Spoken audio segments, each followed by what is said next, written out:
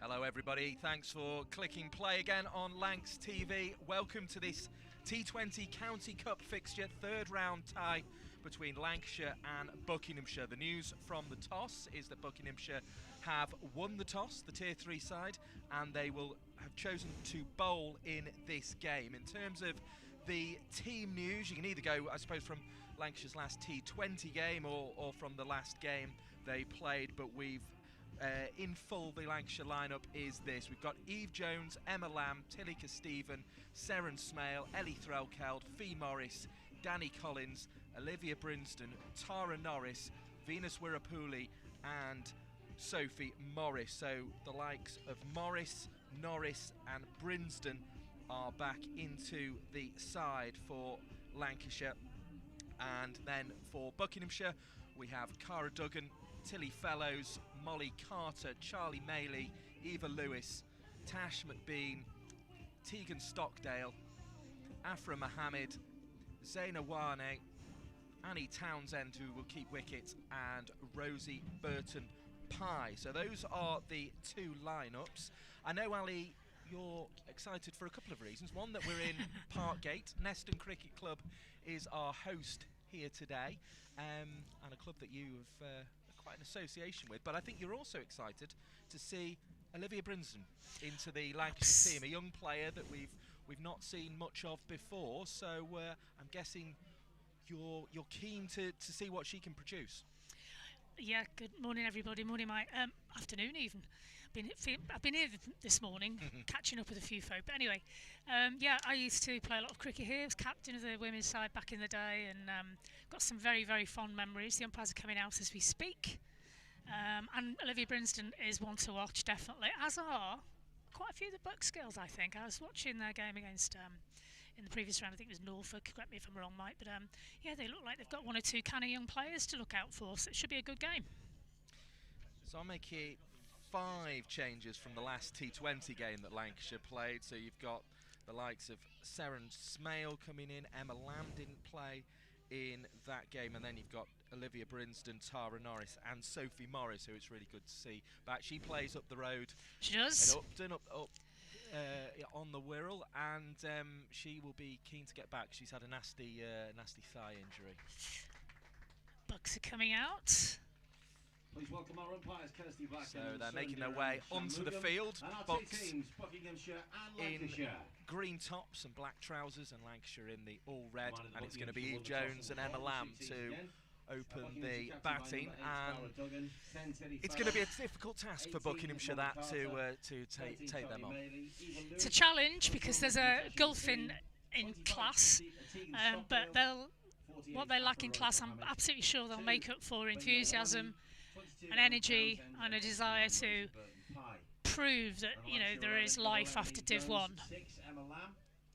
Yes, so Buckinghamshire play their cricket in Tier 3, and they have won 2 games to get here today. In the first round, beating Suffolk by 7 wickets, and they also beat Norfolk by 56 runs in round 2. So they've very much earned their place here, and it's going to be Eve Jones to face up.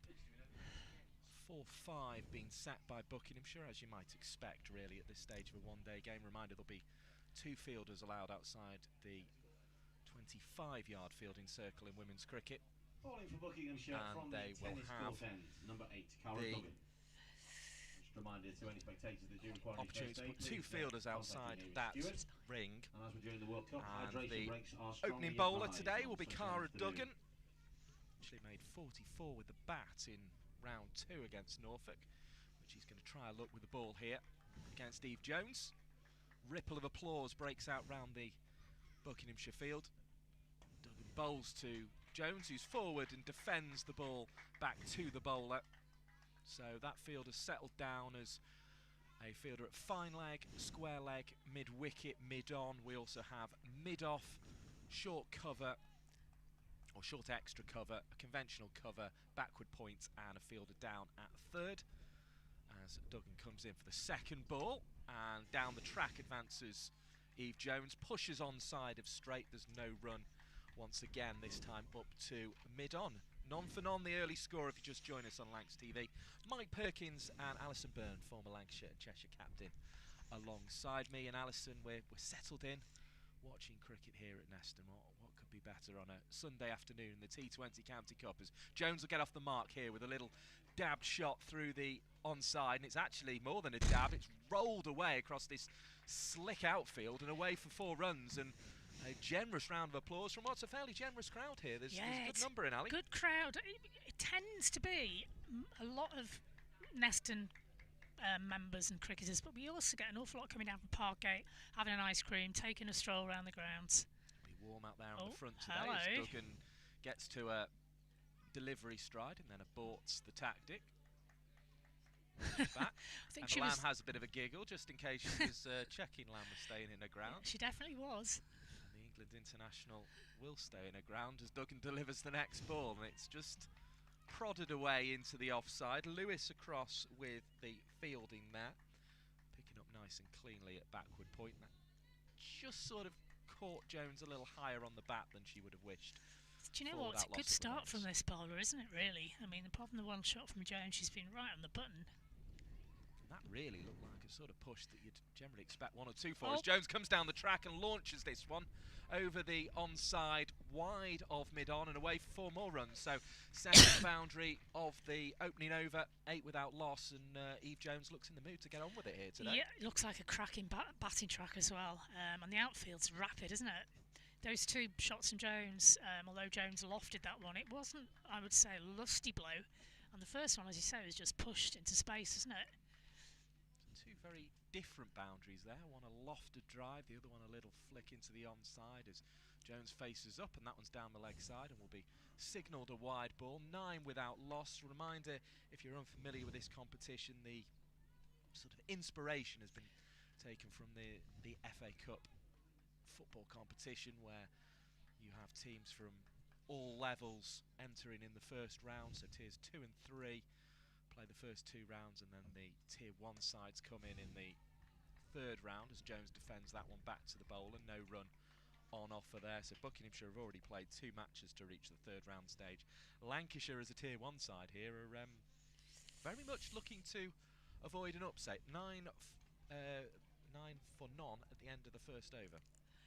Yeah, they will not be looking forward to an upset in any way, shape or form, but they seem fairly confident, as they should be really. Last year they came in against tier 2 opposition. This year they've come in against tier 3 opposition.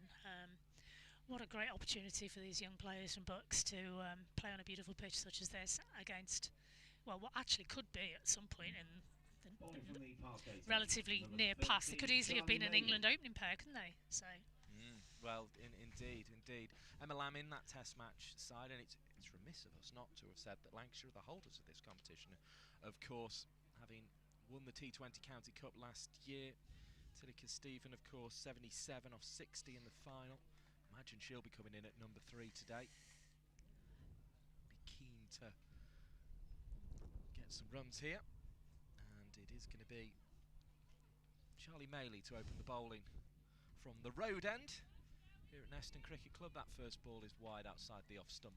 10 without loss. The score moves on to with the second extra of the Buckinghamshire bowling effort here.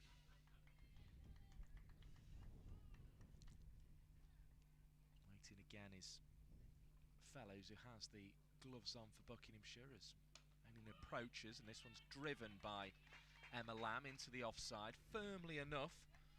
But a good piece of fielding there by Stockdale, who prevents a run being scored by Emma Lamb as she feels her way early into this innings. Lancashire in the all-red, green and dark blue flashes on that kit as well, as this one's driven down the offside by Lamb. Has to be quick, and is quick. It's a direct hit though from mid-off. Very good bit of fielding by Duggan, who took the opening over there. It keeps the scoring to 1. 11 without loss, the score, Alison Byrne. Very good. Sharp piece of fielding, yeah, they're on it today, these Bucks girls, aren't they? But that took a nasty little ricochet off the bounce there, and then he took the bowler's head off from where we stood. Lucky he didn't catch her, to be fair. A few little adjustments in the field, yeah. Between Jones and Lamb, just to say we might want to be careful there. Just changing the field around for the. I think they'd forgotten it was the left-hander, as you might do at early doors. Beautiful scene here. Few touches of white in the sky, but it's largely blue. The sun beating down. Plenty of sun cream needed along the front there. As you say, an ice cream or two, and maybe even some chips will be being consumed down there on the front as in comes Maley again to bowl a ball. Tell you what, Mike. Clapped firmly into the offside, no run. Tell you what, matey, don't even have to go at the front. They've brought a chip ban out to the side of the boundary Oh, there look and a at bar. that. These Look at that. spectators have been royally spoilt today, haven't they? Good cricket, good food, good drink, good views, good weather. What more do you want? I know from personal research that bar's there even for club games, I think, because that one goes down the leg side. Wide ball, 12 without loss.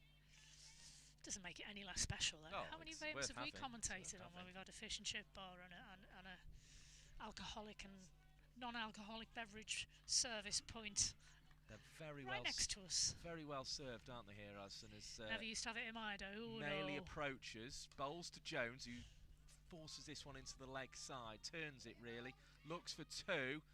They hesitated for just a second, but Eve Jones was keen to get back for that second, and it's good running, putting the pressure on Molly out Carter. there on Carter.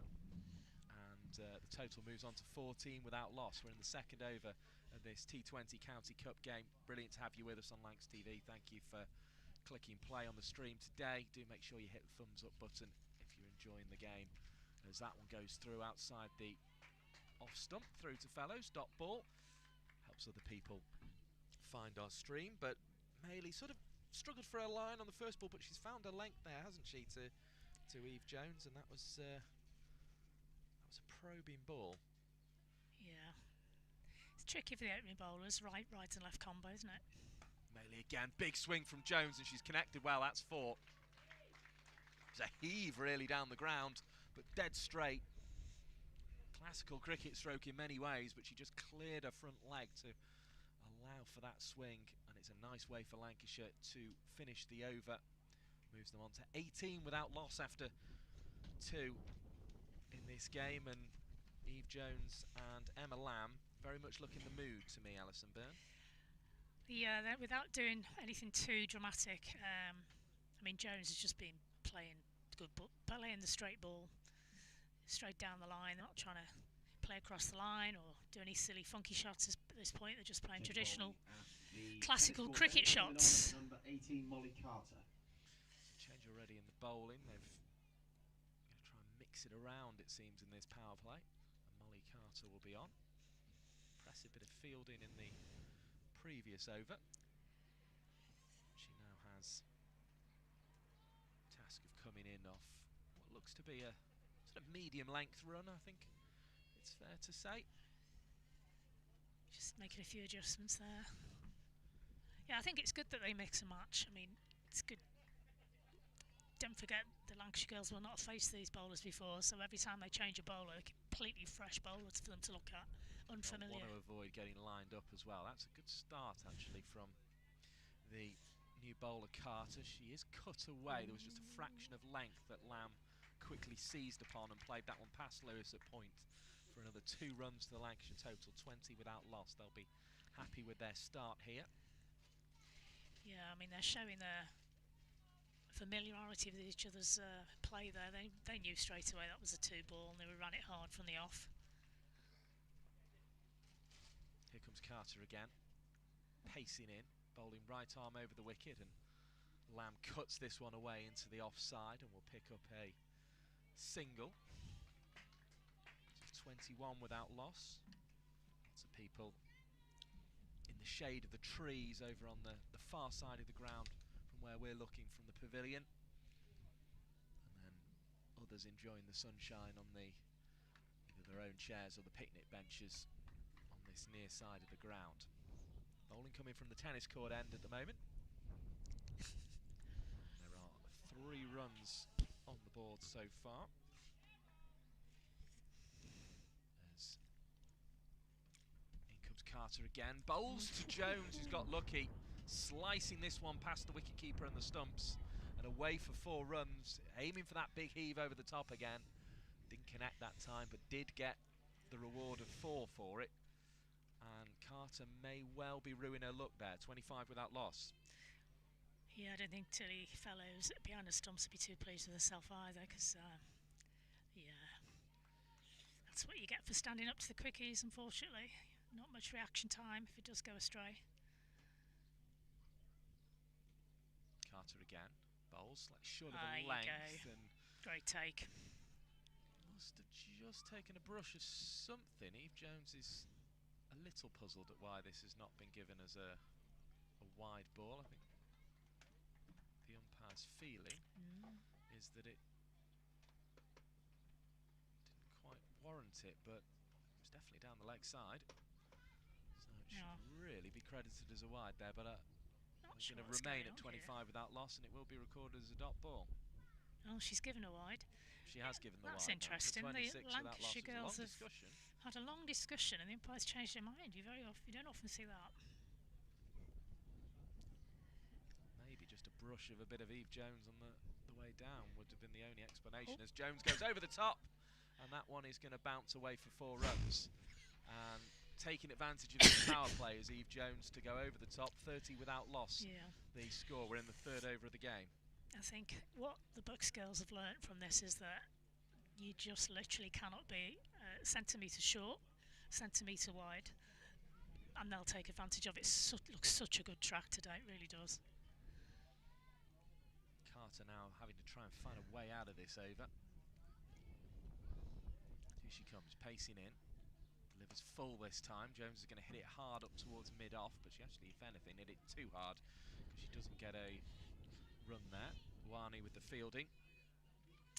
And then there's, sorry. I was going to say I was indebted to Tina Goff for a bit of information on Buckinghamshire, the former Warwickshire cricketer now working with the MCC. Tells me that cricket's thriving in the Buckinghamshire area. There's a softball tournament at Wormsley last Saturday. As that one evades the attempt to play it away by Jones off the last ball, the over, and it's a dot ball. Neat take by Fellows behind the stumps, 30 without lot.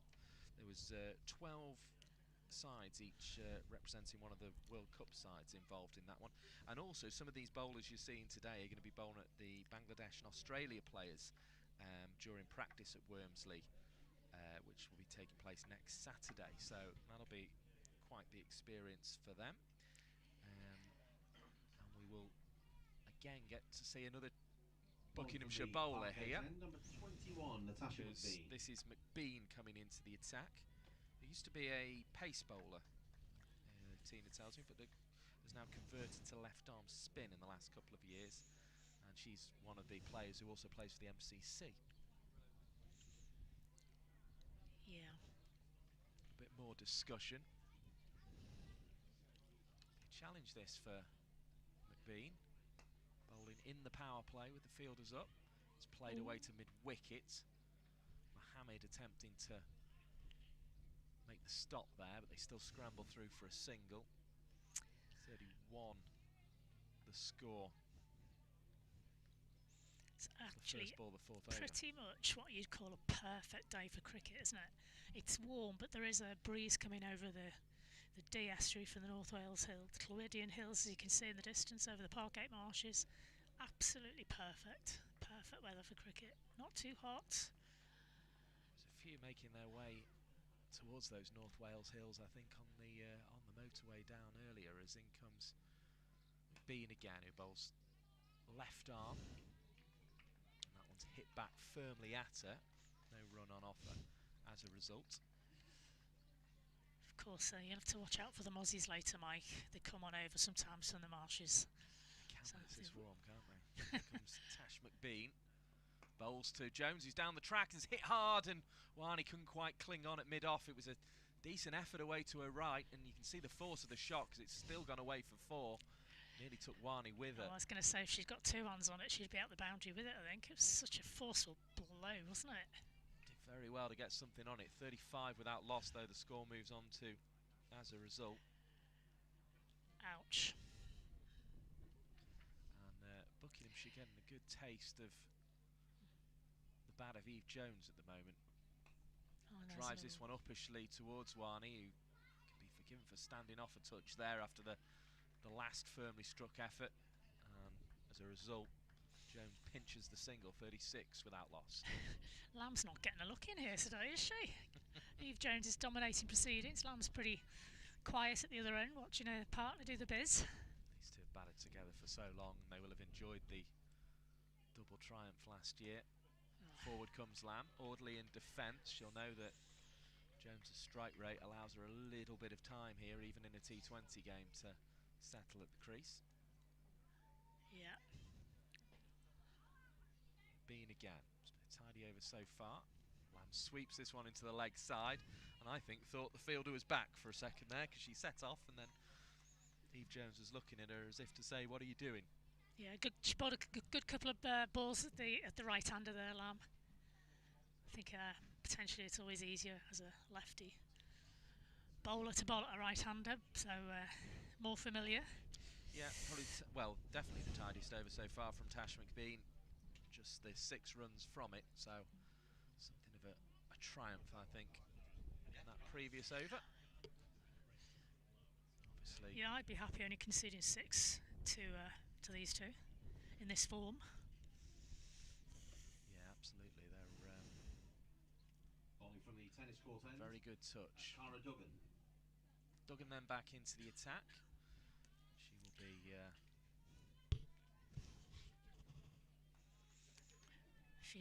She's bowling at Eve Jones, who hit her for a couple of really nice boundaries in her first over, so she'll be hoping to prevent that this time. She moved her fielder in a little bit on the onside. Yeah, we'll get to see what Duggan can produce here. Ball that is pushed into the offside and no run taken there. Had to have been some swift work to get through on that occasion. Good length ball from Duggan. He delivers right arm around the wicket to left-handed Jones, who gets this one away behind square on the leg side. It's going to roll away for 4. I mean, this outfield is lightning fast 40 without loss. I don't think she even got a third of the bat on that. But there is a big slope, though, as we're looking at it from where we're up in the bar area, down towards the car park of the neighbouring pub. That it does run away down that part of the ground. I think originally looking for something a bit more lofty and over the onside, but then adjusted due to the length there, did Eve Jones, and she struck it well. 4 more to the total. Looks again to go via the same route, but doesn't connect this time. A wide ball signal though, because it was down the leg side for 41 without loss. The Skug, as I say, good to have you with us on Lancs TV. Mike Perkins and Alison Byrne, former Lancashire and Cheshire captain, who played here at Neston Cricket Club as well. This one takes Jones on the pads. Another dot ball. Yeah, that's a good comeback from Duggan. After the wide, that one was right on the money, as they say. Still quite chirpy in the field, are the Bucks girls. Lots of support for each other. It's what you want. We don't want to quite field when you're Duggan again bowls and in this position. Whisked away for 4 more by Eve Jones down to fine leg, and they can't keep bowling there with nobody back on the leg side. No. Very difficult at this stage of the innings, of course, with just the 2 fielders allowed outside the fielding circle, but 45 without loss. The score moves on to with another firmly hit stroke. And they're not really, that one again, that was only tickled. She didn't really get the full blade onto it. It was just the edge of the bat almost. She shows you, as you say, I keep repeating it, but this outfield is super rapid, isn't it? Yeah, trim nice and short, and a fine leg does go in place now. So Eve Jones will have to readjust her tactics slightly. Mid-wicket is also back on the leg side, as this one's in towards the pads of Jones, who just helps it on its way down the sort of long leg route. Fine leg comes and picks up for the loss of just a single there, so 46 without loss. Good to see a little bit of encouragement given to Annie Townsend, the fielder. Big call from Duggan to put Lancashire in here, and the captain's having to work hard. Mid-wicket comes in now for the right-handed Lamb, and goes out again.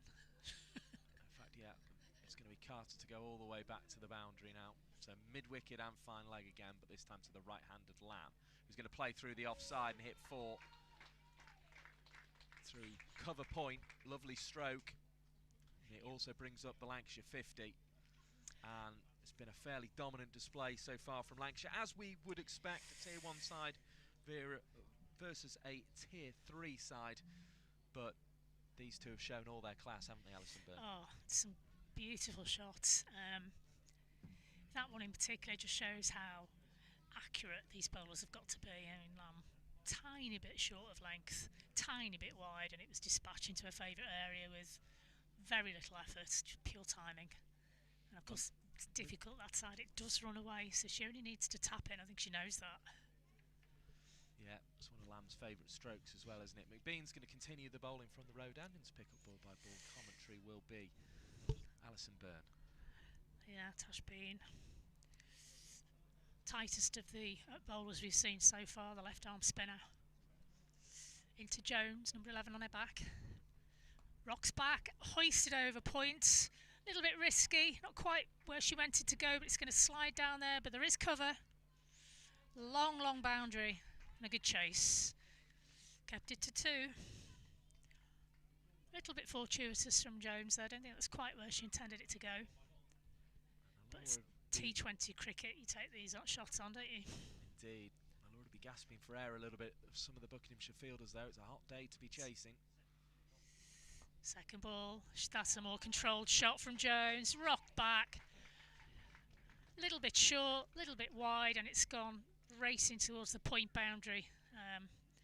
Yeah, fruitless to chase that one. That was timed beautifully from Jones, who's rocketing into the 40s, 42 as we speak. Yeah, really nicely played that from Jones, square of the wicket, finding the gap. I think Buckinghamshire will be glad to get an extra couple of fielders back after this over. Get a few of the spectators on as well if they could. Dot ball, that's better from Bean. Jones is looking to attack every ball. The pressure's on this young bowler. She pinned her down beautifully there.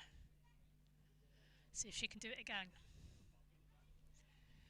It's been swept, a little bit leg side-ish. There isn't anyone at fine leg, and it's going to roll down towards the tennis courts. And again, fruitless to chase that. Once it's beaten the infield, there's no chance of catching up with it. 4 runs.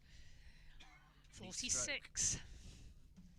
Neat stroke again from Eve Jones. Moves within 1 hit along the floor of a half century now as well. So he's progressing very nicely indeed. She's been a bit of a run machine as Jones this season, hasn't she? McBean, sorry, ties again. I was right first time, it is a McBean. Dot ball, well bowled. Must be really difficult to, maintain composure in these circumstances. But she's doing a good job. She's not letting that bad ball affect her. 2 to come from her over. Jones pushes it into the covers, finds a gap, it's pierced the field. They're going to get at least 2 here. Another chase, the Bucks girls. Good job, they're young and fit. 2 more to total. Takes Eve Jones onto 48. On the score, overall onto 62 for no loss of wicket. Good to see a pat of hands between the fielders once again, and a bit of encouragement.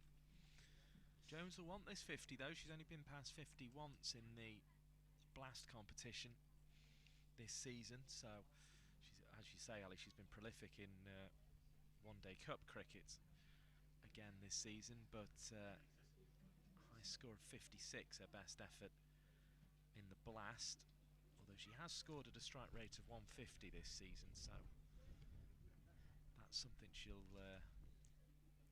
be pleased with, but perhaps without the runs she would have expected just 141 so far this season. As we say, 56 of them coming in the same innings. Lamb then to face Carter. Yeah, she went for 12 in her first over. Should be hoping to tighten things up a little bit.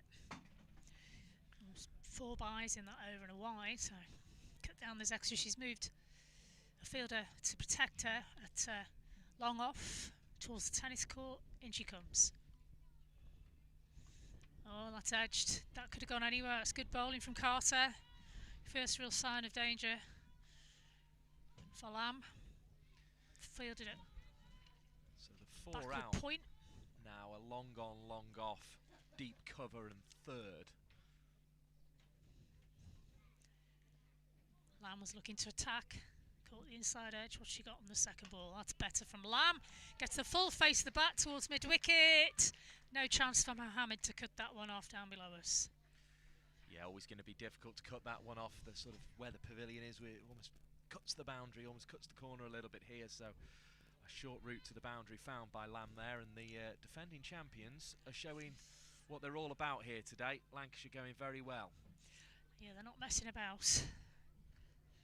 They're keen to give Bucks the respect they deserve by playing their best shots, and there's another one there, gone down to backward point. Fielders managed to get round. They're going to get at least 2. Just the 2, well run, well fielded in the deep. Terrific arm by, I think it was McBean down there. He got round from third. Probably from the longest point on the pitch there, has returned that one. 2 for Lamb. Pushes their score to 15 as Carter strides in. She tried to sweep. Good take from Tilly Fellows behind the stump there. Wide ball given. Looking very tidy is Tilly Fellows Yep, behind the stumps. not bad at all. As I say, they're the worst, aren't they, for a keeper when it goes down leg and you're stood up. I'd say, I mean, you're a keeper. On a scale of 1 to 10, is that the hardest thing to do when you stood up to the stumps, take it down leg? Probably not on Fellows level. No. That had been runs. Carter in. Full toss, square leg, 4 runs behind the spectators. Well ducked down, that young player there in the whites. Could have hit one of the youngsters there, but it didn't. Thankfully they were aware. Always watch the ball at cricket matches, children. Always watch the ball. 4 runs. 1 or 2 seats shuffling back ever so slightly there. Mind Lancashire score off the power play was 62, and they've already taken that on to 73, and we're not even out of the 7th over of the innings now. A bit worrying for some of those spectators there. They're not perhaps as mobile as they would have been, shall we say. Very cool and collected as the ball was hurtling. Much more than I was last week when the ball hurtled toward me off Tammy Beaumont, I must say. Yeah, you did rather get out of the way of that one, didn't you? Yeah. Carter in. Oh, it's Byes, I'm afraid. It's gone very wide down the leg. Wide, sorry, I thought it had hit something. Wide ball. They're running 2 as well, just to rub salt into the wound. So an extra couple of runs added to the wide. Did you see that thing on the Blaze? They did a reel about it. I did see it had made social media, yes. I was getting out of the way. I'll tell you why I was getting out of the way, because it was hitting all the metal stuff and it was going to ricochet. I thought, I don't mind catching a ball, but I'm not being part of a glorious enlarged game of bagatelle. Absolutely. Carter in. That's a beautiful strike down the ground by Lamb, but thankfully Mohammed has been stationed there. Puts in a good throw back to the bowler's end. 1 run. Now Mohammed made 44 not out in a successful chase in round 1. She also took a state school side play against the MCC at Lords back in April. She's only 17 years of age, and but she did in that game come up against a familiar name. It's not our Phoebe, is it? To Lancashire fans, Phoebe Graham. Is it? There you go. Who you've heard on commentary this season. In she comes, Carter. It's gone down. Leg. Hit something, gone to the keeper. He was quickly across there to prevent a single. Dot ball to finish. Good over for Lancashire. 77 the total. Jones still hovering on the 48, and Lamb's doing her best to catch up on 20. Yeah. And I'm reliably informed, I won't reveal my source for this, Don't just do in that. case they're in hiding for passing on this information, that Afra Mohammed ramped Phoebe Graham from the first ball she faced from her. I love that. So she could be entertaining to watch back later on, I think, the 17-year-old. Number 13, Charlie And very good scheme that, I think, to take state school Tara side. Norris needs to watch out for that, does she? Potentially. Love it. But yeah, I think a good day that, really, to take a state school side to Lords and have some of the best women's players who are not playing at private schools, give them that opportunity to play at the home of cricket. Well, any girls, regardless of where you go to school, is still an honour. I mean, our international side is only for the first time this year playing a test match there. They've played there obviously in T20s and 50 overs, but yet to play a test. It'll be the first this season. And she comes, road end. Struck strongly down the ground again by Lamb for 1 run. Terrific flat throw back into the bowler there, keeping the scoring where it is. But Eve Jones approaching the half-century mark here. She is indeed, if she can get the strike. Maylee's just having a little think about a field placement. She's got a Eve Jones. Yeah, I think it's almost compulsory to have a long off to Eve Jones these days, isn't it? She's got a I think in an ideal world they want long on as well, but got a it looks deep cow. They're bringing up Mohammed from the switching third. Mohammed, I think, over to fine. Yeah, Mohammed's come into deep fine leg. They're putting in a short third. There must be somebody on the other boundary. 1, 2, 3. Got long off. You got cover. Fine Cover. leg. There she is in the trees. That would have been very brave. Dot ball. Maylee, well done. Eve Jones did try to cut that to point, but it wasn't quite the right length. Yeah, I was going to say it's very brave if they've only got 3 on the boundary at this stage. But they have got 4. She was the same colour as the trees down there, Mike. Yep. Beautifully disguised. Blending in well in the green over there. Maylee in for her 3rd delivery. Right arm seam. Nice and quick. Mid-wicket sprinting in. It's Carter. Prevents the 2nd run being taken. And that was the one I was struggling to find, mid-wicket. So it's to complete that, we've got mid-wicket, a sort of fine leg or long leg, depending which way you want to look at it, and it has been cover and long off, and it will still be. The long off and long on are just switching because the right hander's coming on to strike. Lamb on strike. Crouches. And she's gone for the big shot. There is a fielder underneath it, maybe. Oh, she's misjudged it slightly. Would have been a tough catch. It was definitely a chance, though. Went in the air a long time. Did her best to get there. Just misjudged the flight of the ball in the air and couldn't quite react quickly enough to adjust. So unlucky there. Well, both the chances that Buckinghamshire have had have been very, very tough indeed. Tough, very and tough. that one, it was almost the ball sort of seemed to be spinning away from Duggan as she tried to get to it. Would have been a fantastic grab if she'd held on. Lamb survives. Maylee again. And she's tried to ramp that one. Didn't quite get hold of it. She's done enough to get a single though, bringing Eve Jones onto strike as she tries to get off that dreaded 49. Other than overthrow, no. Oh, I thought they were going to take an overthrow there, but it was well backed up by the fielder who's just dropped that catch. Actually, I haven't seen her number yet, so I can't tell you who it is as yet. Duggan in the distance. Duggan, thank you. Yeah, who, Skipper. The ball just got away from. Well backed up.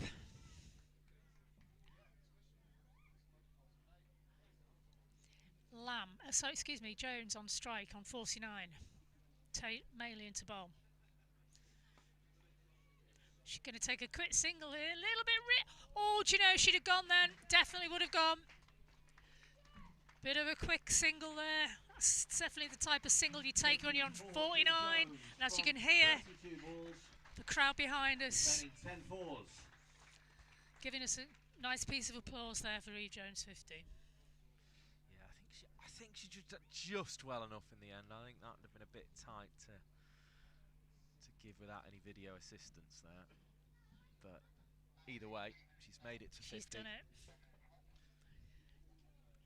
and no doubt she'll be keen to go on. No doubt she'll be keen to go on. Just a slight adjustment again as the change of bowler number 21 is coming in for Bucks. So McBean coming into the attack here. So she's had a little go from the road end, and now she's going to be bowling from the tennis court ends here at Neston Cricket Club. It's all confused me. Change of ends. Very imaginative names of ends, aren't they? Road and tennis court. Love it. Station Road. Do you know, I've played here for years. It's the first time I've been near enough to the first team pitch just to even know the names of the ends. Very neat hedgerow around, sort of stretches from that end of the ground right round to the pavilion here. And she comes for her first over from the tennis court. Struck neatly, not quite fully, from Eve Jones. 1 run down the ground. Score moves on to 83. Jones moves on to 51. Lamb on strike. A few more adjustments in the field, which you'd expect with the right and left-hander combo. They need a wicket here, Buckinghamshire, because Really Lancashire will be looking at 200, you would think at this point.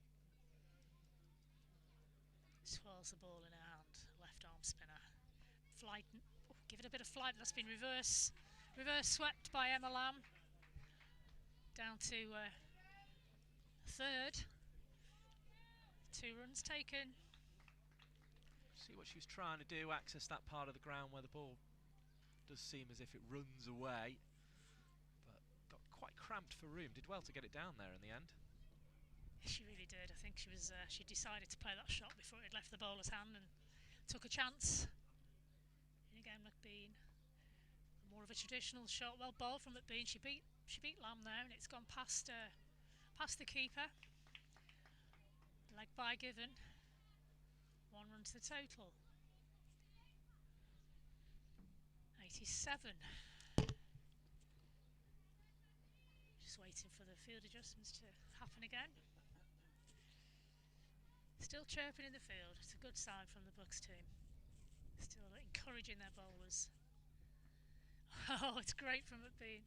It was wide, but I wonder if that was a deliberate thing that they were trying to draw the batter out of their crease to go for the stumping, and they nearly worked. Eve Jones lost her balance there, so if that was deliberate, it was well bowled. In again. Fuller, unfortunately that's a full toss, that's been mullered, there's no other word for it. Oh, and I thought for a minute the young lady on the boundary was going to stop it. It bounced high over her head, she parried it. Runs for Eve Jones, who marches on.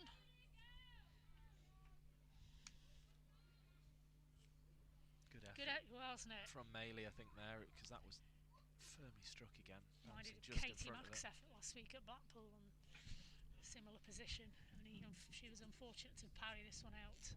Hello, we got Seagull dive bombing us. Actually, it's a black-headed gull, but who's counting? Oh, there's another strike down the ground, straight down the ground. 4 runs. Eve Jones is in a hurry. 59. She moves 2. Fist pumps in the middle. Tricky one if you're the Bucks captain now, isn't it? Yeah. How are you going to motivate these young players to keep going under this sort of pressure? Again, it's been hit down the ground, but there is a fielder this time at long on. And Eve Jones moves to 60. Brings Lamb again on strike. Switch and swap in for the left and right hander. Slight delay in proceedings. But this is exactly what this competition's about, isn't it? Absolutely. It's pipping the amateur team against the professional team, and McBean. Again, it's been reverse swept. Oh, she's taken a quick single there. Jones did the right thing, sent her back. A little bit risky from Lamb. Good piece of fielding to stop them running that single though. Picked it up quickly, got it back to the keeper quickly. At the end of that over. I might be making the point I got halfway and made my ground there, perhaps. Maybe. Because, yeah, I think you could have seen that one both ways, couldn't you? I think that would have been a very sharp single. I don't think Eve Jones is in the mood for it. Don't forget she's been running up and down like a crazy thing for however many overs. 98 off that over. For no loss of wicket. Been driven so far by Eve Jones as 60 off 36 balls, 12 fours in that already. From the Parkgate end, number 2, Banyawani. First time we've seen Wani into the attack here. Now then, I believe we're going to see a left arm leg spinner. Oh yes, we are. Not many of those in the women's game. I think there's, is it one of the Taylor sisters, Millie, or can't remember the one. The Taylor sisters play at Warwickshire. One of those is a left arm leggy, I believe. That's placed beautifully into the space. No run. It's Millie who's the spinner. Yeah. Millie, that's the one.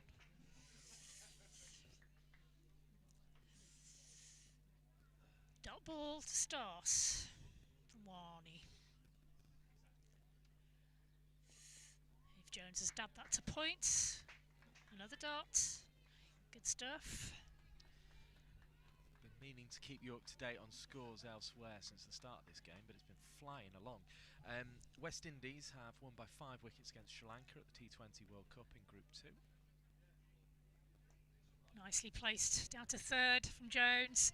Another long chase. It's running away. It's running away. Who's going to win the race? And the ball's won the race. It's another 4 for Jones without actually having to put too much into that.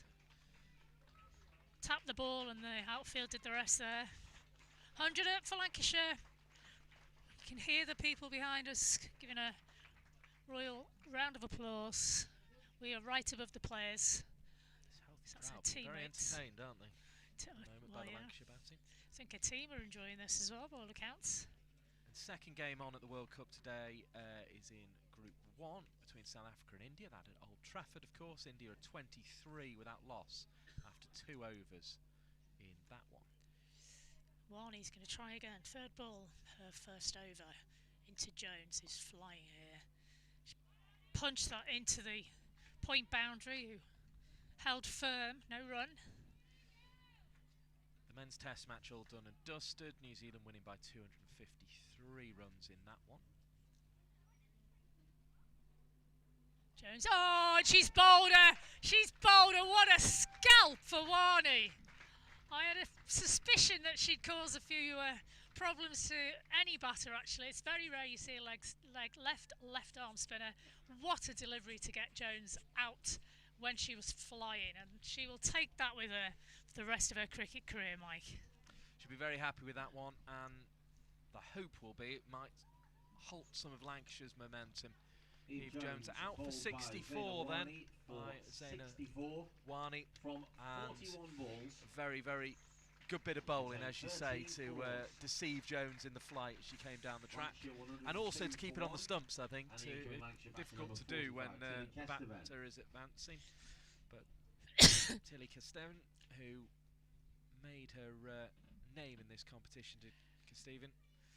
Interestingly, 77 in the final against Surrey last year. Eve Jones she was replacing, wasn't it, when she first came in? It was, yeah.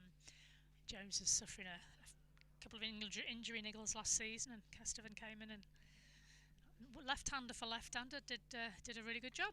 Full details of that innings from Eve Jones: 64 in 41 balls, 43 minutes, 13 fours. Warney, fresh from her wicket, a bit shorter. Casteven has pushed that down to third off the first ball of her innings. 4 runs. Okay, so no let up for the Bucks girls. Casteven is looking in good nick as well. That was class, wasn't it? Yeah, the way she beautiful. Just dissected the 2 fielders behind square on the offside with a little push in between them, just leaning back to do so. Tall figure, Casteven, played that very nicely, and actually, who better to learn off really than Eve Jones? That was a sort of very Eve Jones shot in some very ways. Similar height, very similar style of play actually. So yeah. So anyway, at the end of the 10th over, I believe. Is that over? Yes, it is. 6, 7, 8, 9, 10. Over to you, Mike, and the score is 106 for the loss of just that 1 wicket of Eve Jones. Yeah, 106 the score. At the end of the 10th over, with Mike Perkins and Alison Byrne, former Lancashire and Cheshire captain. We'll get some scores from elsewhere in this competition as well, because plenty of third round ties going on today in the T20 County Cup knockout competition. So Worcestershire struggling a little bit in their chase of 172 to beat Surrey. They're 88 for 7 in the final over of that game. Yorkshire are 30 for 1 in an all Tier 1 game against Somerset, who've set them 184 to win, as this one is pushed by Lamb back to the bowler, and it's picked up on the follow through there, and Stockdale it is who's come into the attack here for Buckinghamshire. Middlesex 43 for 1, they're up against Tier 1 opposition in Warwickshire, so that's Tier 2 v Tier 1. Clapped away on the sweep, and it's well fielded actually out there by Lewis to keep her eyes on the bounce there. Didn't pick up cleanly, but stopped it going for 4. 2 the damage to the total. Lamb looking to pick up now that Jones has left off. 108 the Lancashire score, 28 runs to Lamb. Essex 25 for 2. They're playing Gloucestershire, so Tier 1 v Tier 2 there. Essex the Tier 1 team. Shorter length, hit over the top towards the shorter boundary at mid-wicket. Mohammed chasing all the way, can't quite claw that one inside the rope. 4 more to the total, 112. The Lancashire score goes to. Nice slog sweep from Emma Lamb there, was advancing slightly down the track as well. All Tier 1 game between Durham and the Blaze. Durham in the 5th over are 25 for 1 batting in that game, as this one is full and hit, and it's just evades the fingertips of Wani, who gave it everything she had to get onto that one. Just sort of brushed her fingertips on the way past, Carter round to make the stop on the boundary and keep the score into 1.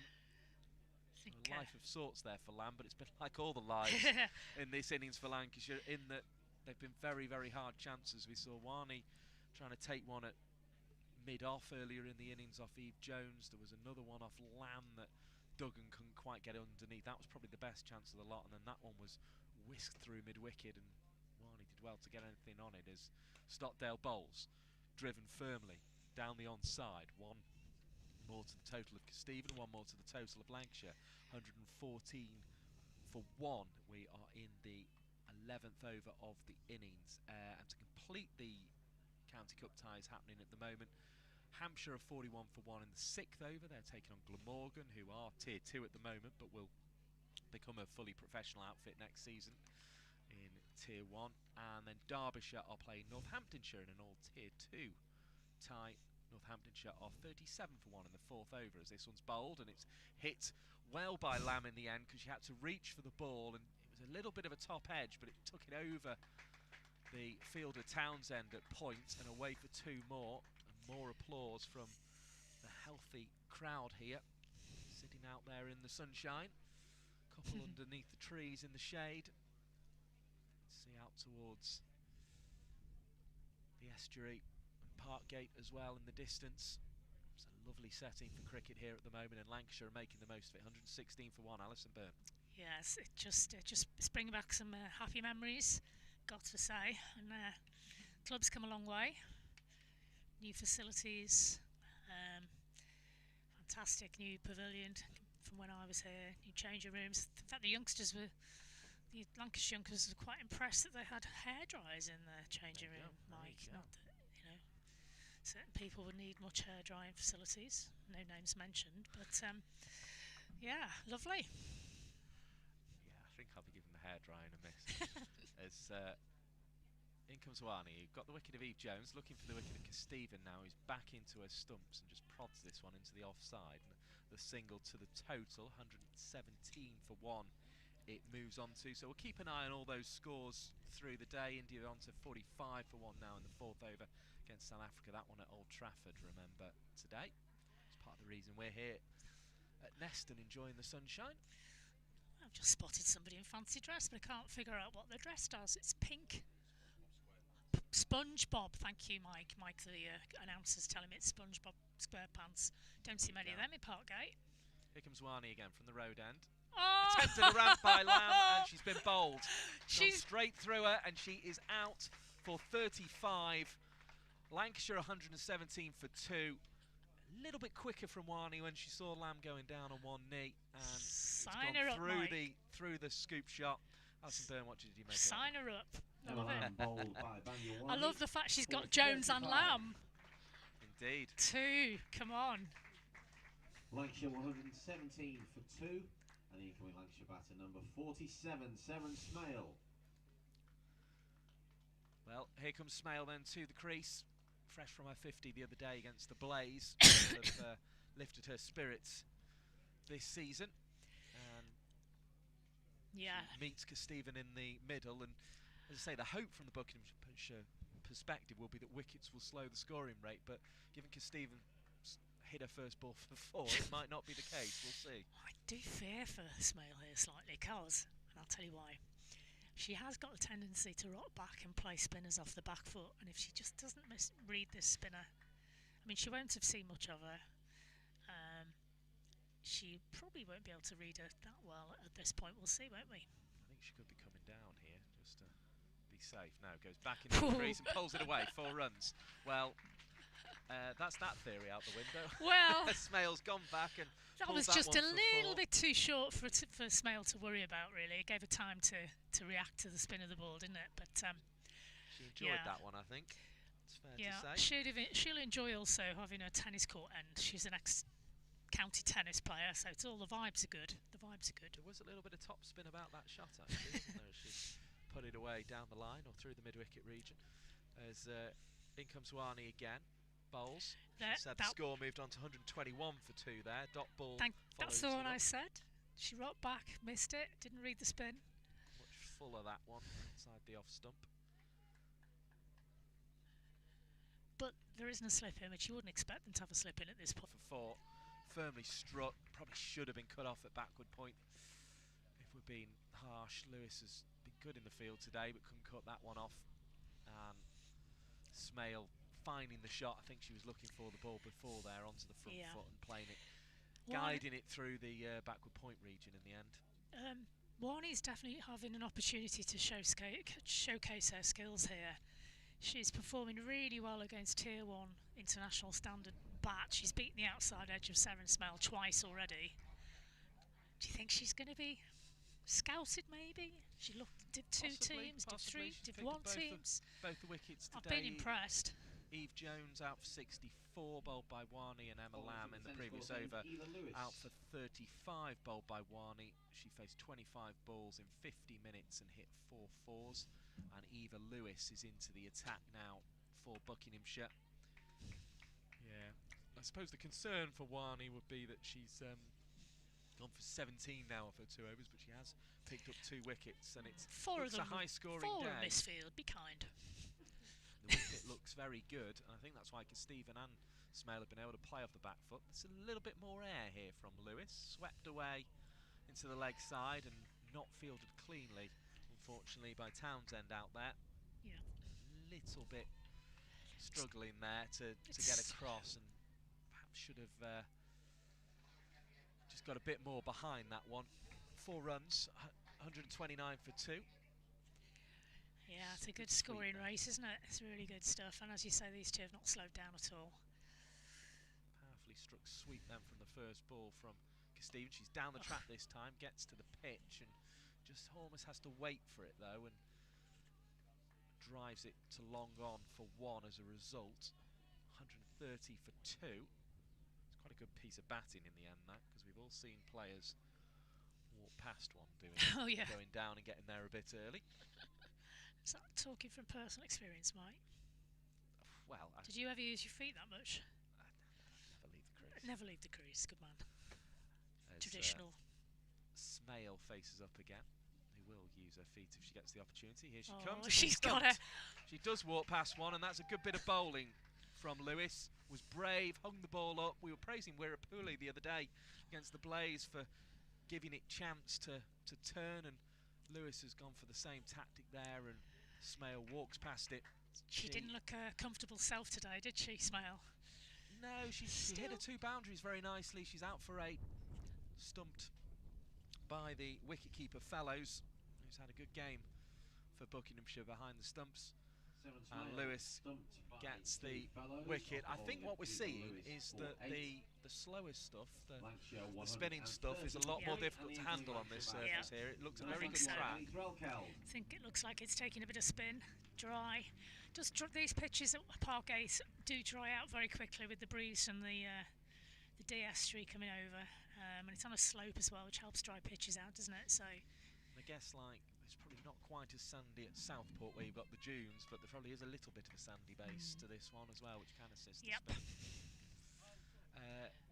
Here's Threlkeld marking a guard. I think the little chat with Stephen there will have been, let's make sure with this total, let's try and get the job done in the first half of the game if we can, and take a bit of pressure off ourselves in the field as Lewis bowls to Threlkeld, down sweep. Doesn't get much of it. This has been a good little introduction from Lewis so far. Both these spinners have bowled well, haven't they? Bowling in sunglasses, back in a bun, and spins the ball from side to side, throws another one up to Threlkeld, who just offers it the route into a vacant leg side and picks up one as a result. As Threlkeld does, she finds these pockets of space to take these quick singles to get her innings going. We've often seen this from her, haven't we? Yeah, had everyone back on the leg side there, so it was just get an easy single. Thank you very much. 131 for 3. Everyone back for the left-handed Kesteven now, as this one is thrown up. Kesteven's going to try and go high, but only gets it about halfway to long gone. She's going to come back for the second. The throw is in. It's a direct hit. There's a big appeal, but I think Kesteven was always safe there. Yeah, she was. And Threlkeld was safe as well at this end. But both of them very statuesque and long-legged and very quick. So Threlkeld was always going to turn for 2 there. I would have bet my house on it. Yeah, so yeah, it was Threlkeld coming back for the non-strikers, of course, and the Lancashire captain was quick enough. Lancashire captain and hopefully soon to be Test player. Well, she's in the squad, isn't she? She's in the squad for a reason. They've never had a reserve keeper before, as far as I can remember. So rivaling Amy Jones there potentially. It'd be a good opportunity to see another keeper in that role. We know what Jones can do. She's a very experienced servant to the England team, but they are looking ahead. Yeah, and I mean, if they are going that way, then it might be the quality of, not that Jones isn't a quality keeper, she is an absolute quality keeper, but the fact that you know over the course of 5 days, you know exactly what you're going to get from Ali Threlkeld, or 4 days as it will be the one at Lords, as this one's driven into the offside and picked up by McBean at extra cover. It's a good stop, dot ball, 133 for 3. Yeah, I'm glad to see they've given Warney another over here, 3rd over on the trot for her, which is quite unusual in T20 cricket these days. Yeah, having got Lamb out, I suppose there's no danger that these batters will have lined her up, or sorry, got Smale out. There's no danger that she'll get lined up here because Smale was out to Lewis in between. Yep.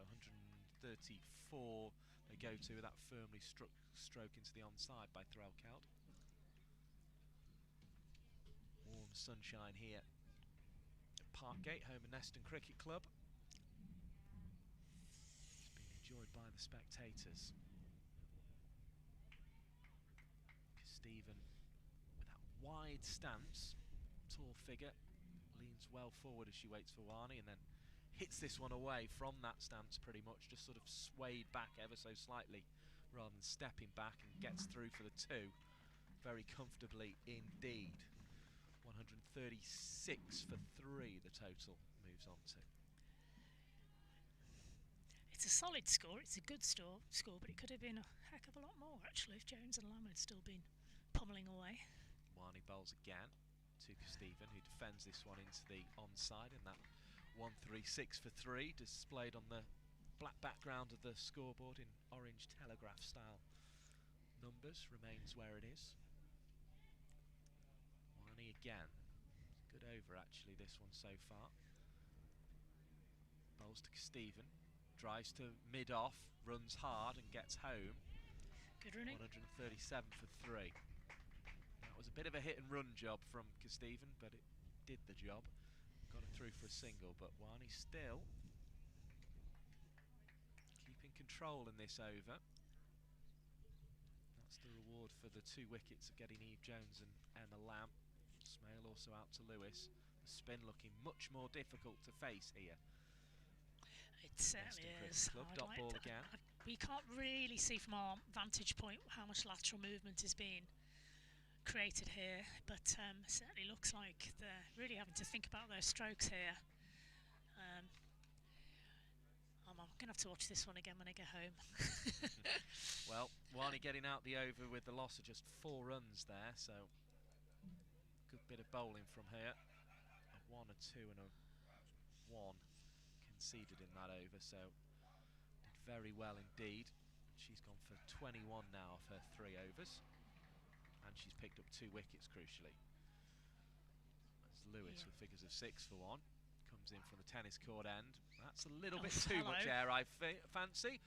And it goes all the way for 6. And that's a big hit from Kesteven. She's got long levers, and she used them there and timed that very well. 143 for 3, 6 runs to Kesteven. advanced nicely and hit that one very firmly indeed. It was That only is going a one place. huge hit. How old is she? 18? For an 18-year-old girl to be able to hit it that far, that shows technique. Over the wide, long on boundary it went. And this one swept hard behind square on the leg side, and it'll go away for 4 into the spectators sat in the shade over there. Again, firmly hit. 10 off 2, and as good as Lewis's first over was, she's got some problems here now. It also brings up the... Yeah, I think, to be fair, that second ball was a result of the 6, wasn't it? She was overcompensating for something slightly there, and it's just gone. drag that one down leg. One hit away now from and again. the 150, and there it is. 4 runs down the ground through long off this time from Kesteven. 3 boundaries in a row, and showing the class that she showed in that 77 off 60 balls in the final of this T20 County Cup last season to help Lancashire lift the trophy. 151 for 3. Lewis again. Approaches, throws the ball up. Kesteven goes high, and she'll go all the way again, will she? Wow. 6 runs. Brilliant shot from Kesteven, and the pressure really on Lewis now, because Kesteven's hit 4 boundaries off this over from 4 balls, including 2 sixes, and 20 off it already. 157 for 3 now, the score for Lancashire. And again, using those levers was Kesteven. He's down the track and hits high and hard, long off's out. It's a good effort by Mohammed, who was diving forward to try and stop that ball, but it still goes for 4. 5th boundary of the over from the 5th ball. 161 for 3. 24 off the over already, I make it. Yep. Wow. All off Kesteven's 6 back. and 4's 10. Do it again.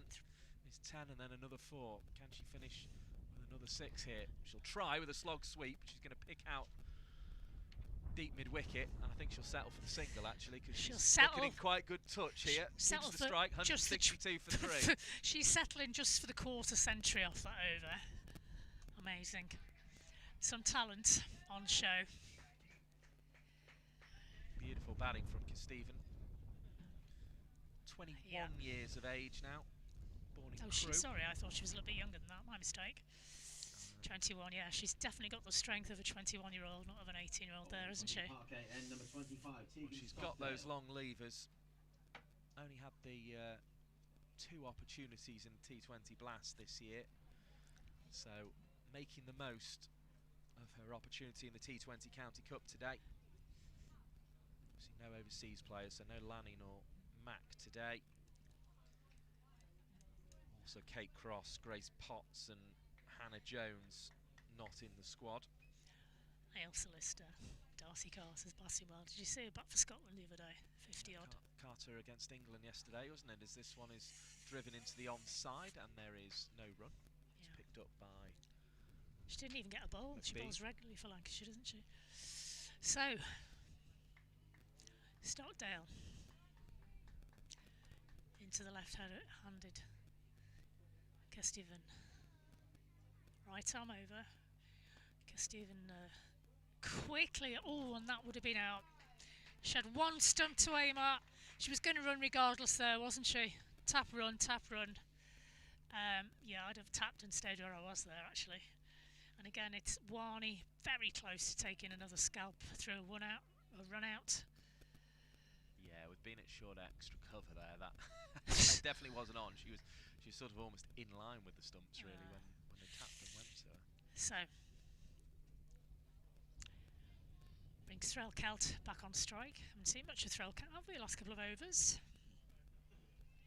It's been the Tilly Kesteven show.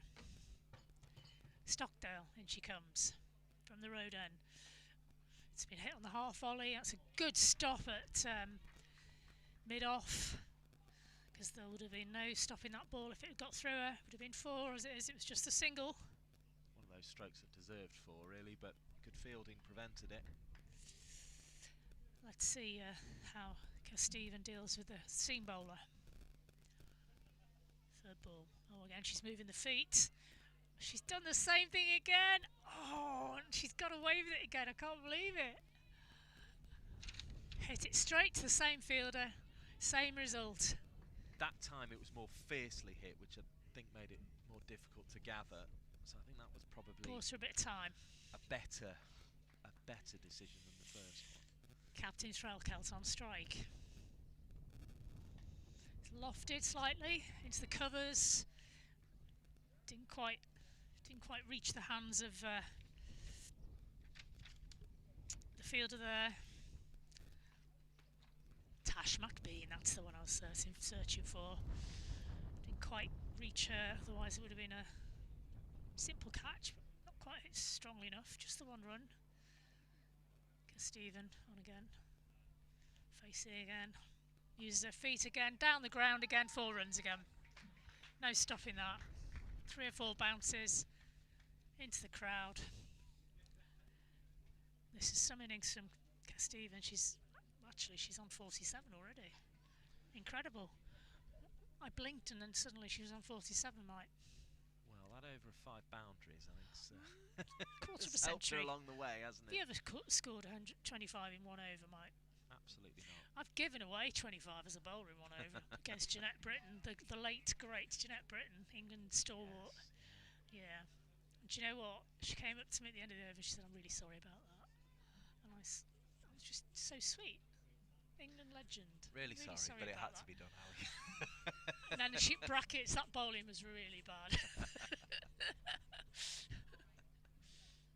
I was very young and she knew her stuff. She was a good old stick. She was a great lady. Sorely missed. Great Surrey stalwart. I really had a lot of time for her as a player and as a person. Every time I met her, she was always such a star. She was indeed. I think it might have been more than 25 I gave her, actually, to be fair. There's a few extras and wides thrown in as well. Never mind. Happy days. Carter back into the attack then. And she comes from the tennis road end. Right arm over again. Struck forcefully by Threlkeld. 2 runs. Down to long off. That call for the second from Threlkeld was almost, I hope you're ready here, Because I'm coming yeah. back. I think if you bat with Threlkeld, you know that she's going to try and get the second run. Stephen seems to be running on anything anyway, so I don't worry about that. Carter striding in. That's it, the pads. Big shout, and it's given! On the full. Threlkeld was going for the sweep. I think she was beaten for a little bit of pace there, was Threlkeld, and Bucks have taken another wicket. It's the scalp of Threlkeld. Good stuff, Bucks. Hit on the pad on the full. It's always going to give the bowler that opportunity to go up there, and the umpire obliged with the finger. So Fee Morris heads out. Threlkeld just missed that one basically. She had to play her strokes at this stage of the innings. Lancashire will be looking to go past 200. Probably put this game away, you would think, but we'll see. Buckinghamshire could produce something extraordinary with a bat on a pitch that is good and an outfield that is quick. Yeah. And he brings Fee Morris the crease, fresh from a 50 and 4 wickets in the last game against a tabletop in Blaze last weekend. Great game that was. So she'll be full of confidence. Was indeed, and she very much gave the message that they're not finished in that competition, the One Day Cup, and they're starting their T20 County Cup campaign pretty well here at the moment as well, and looking like they're out to defend this title as well. Carter into Morris. Fee Morris waits for the ball to come to her, tries to guide it through points, but couldn't find the gap. Watchful from Fee Morris. That sort of skidded a bit more than Morris was expecting there. I think she was hoping for a bit more bounce on that one. A couple of motorbikes make their way down Station Road. Wonder where SpongeBob SquarePants has gone. Haven't seen him recently as Carter comes in. Hits the pads again! No joy on this occasion. Looked by Morris's actions that it was going down leg side. Yeah, I think the nature of the shot gives it away. that she was going there, and it was almost one of those that hit her Well on the bowled. feet, but I think the umpire could probably see all 3 stumps from her end. Dot ball though. She's bowling good length here, isn't she?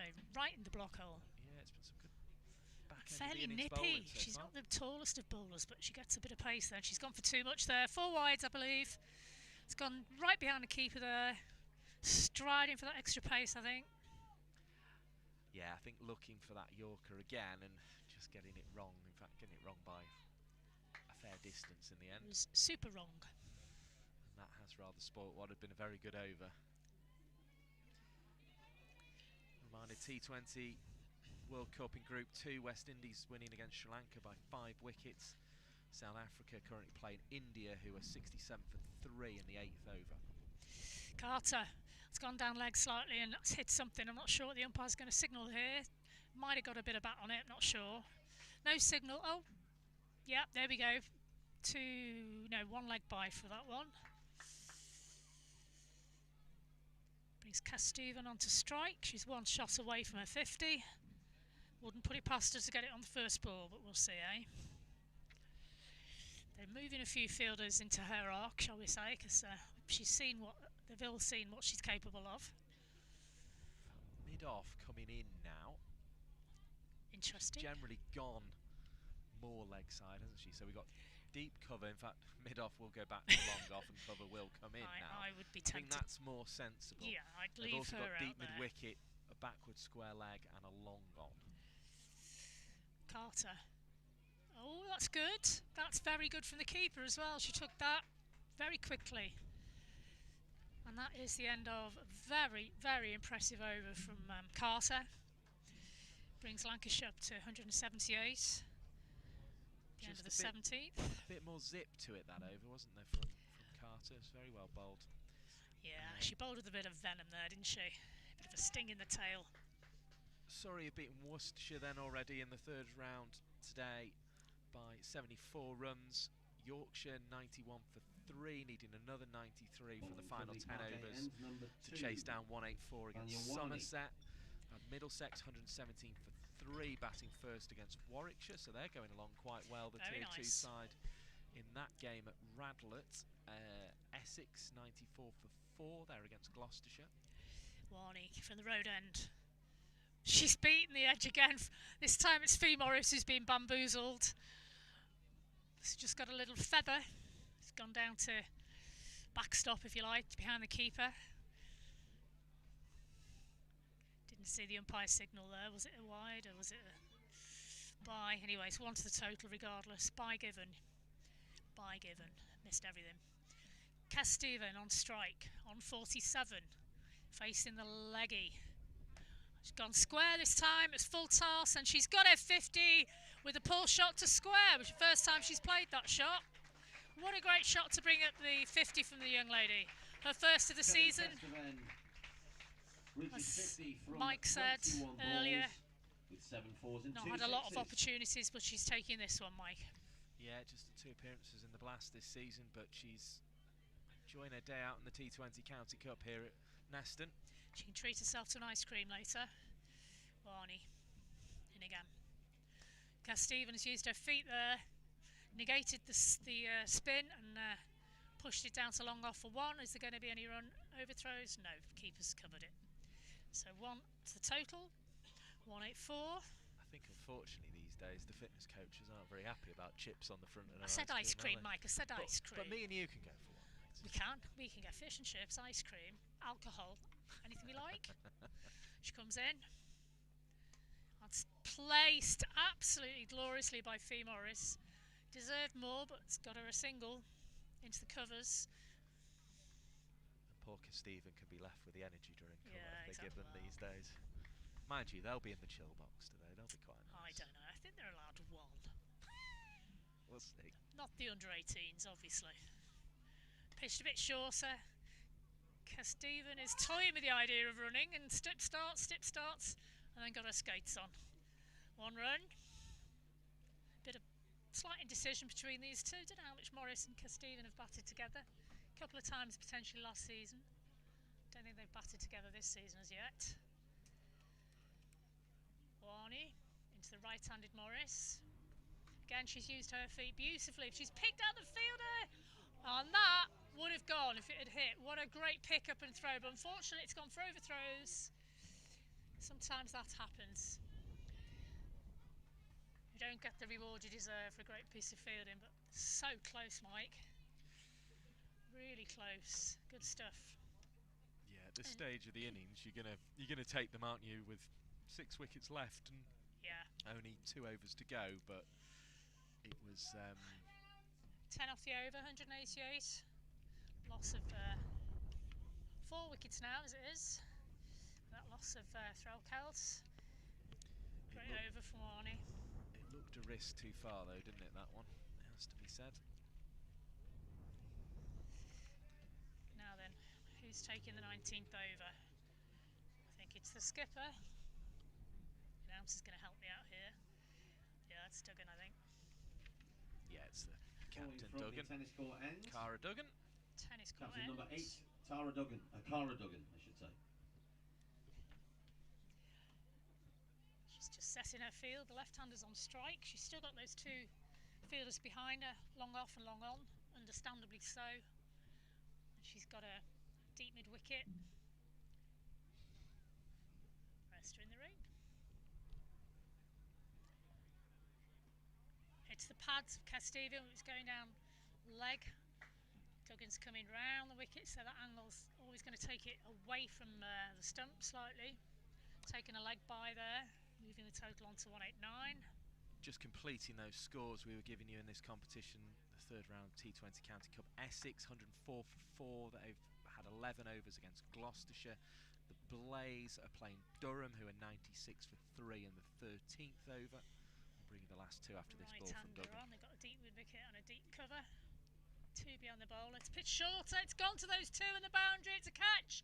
Oh, she's overrun that one. Mohammed misjudged that one. If she just stayed where she was, she might have had a chance of catching that, I think.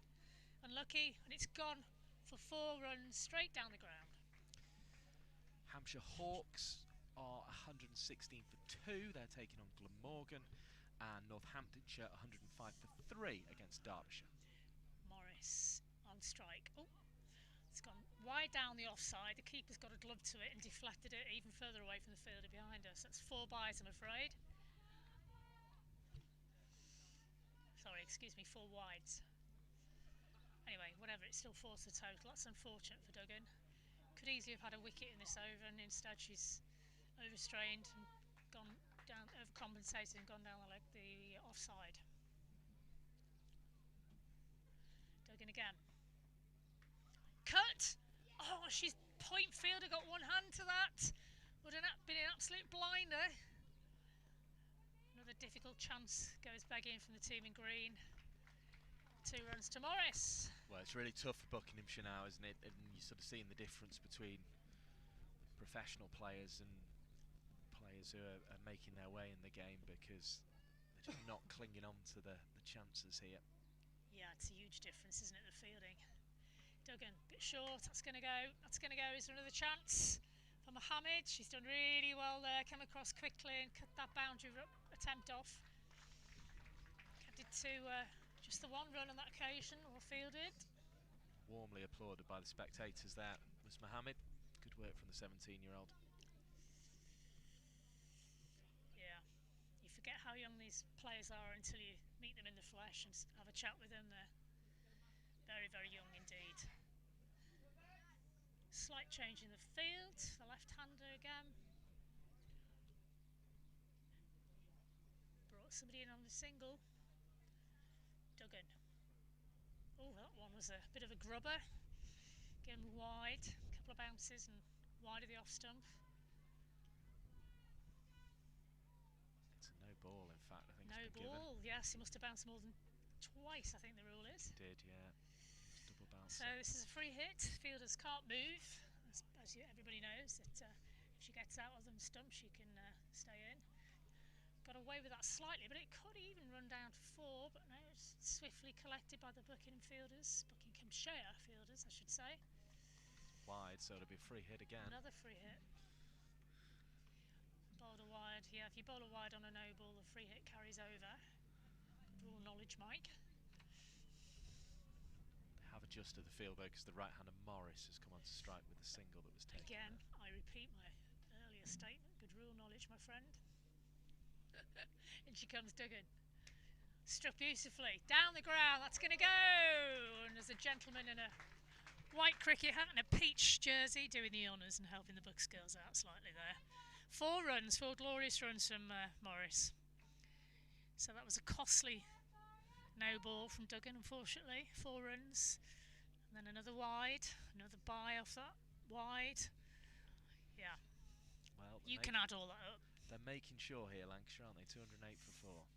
And she comes again, ponytail flying. It's swept out, forced out to the mid-wicket boundary, and it's gone for 4. And it was a very brave young lady, about, what, how old would she say she was? 8, 7? Tried to stop that. So well done you, young lady. 4 runs.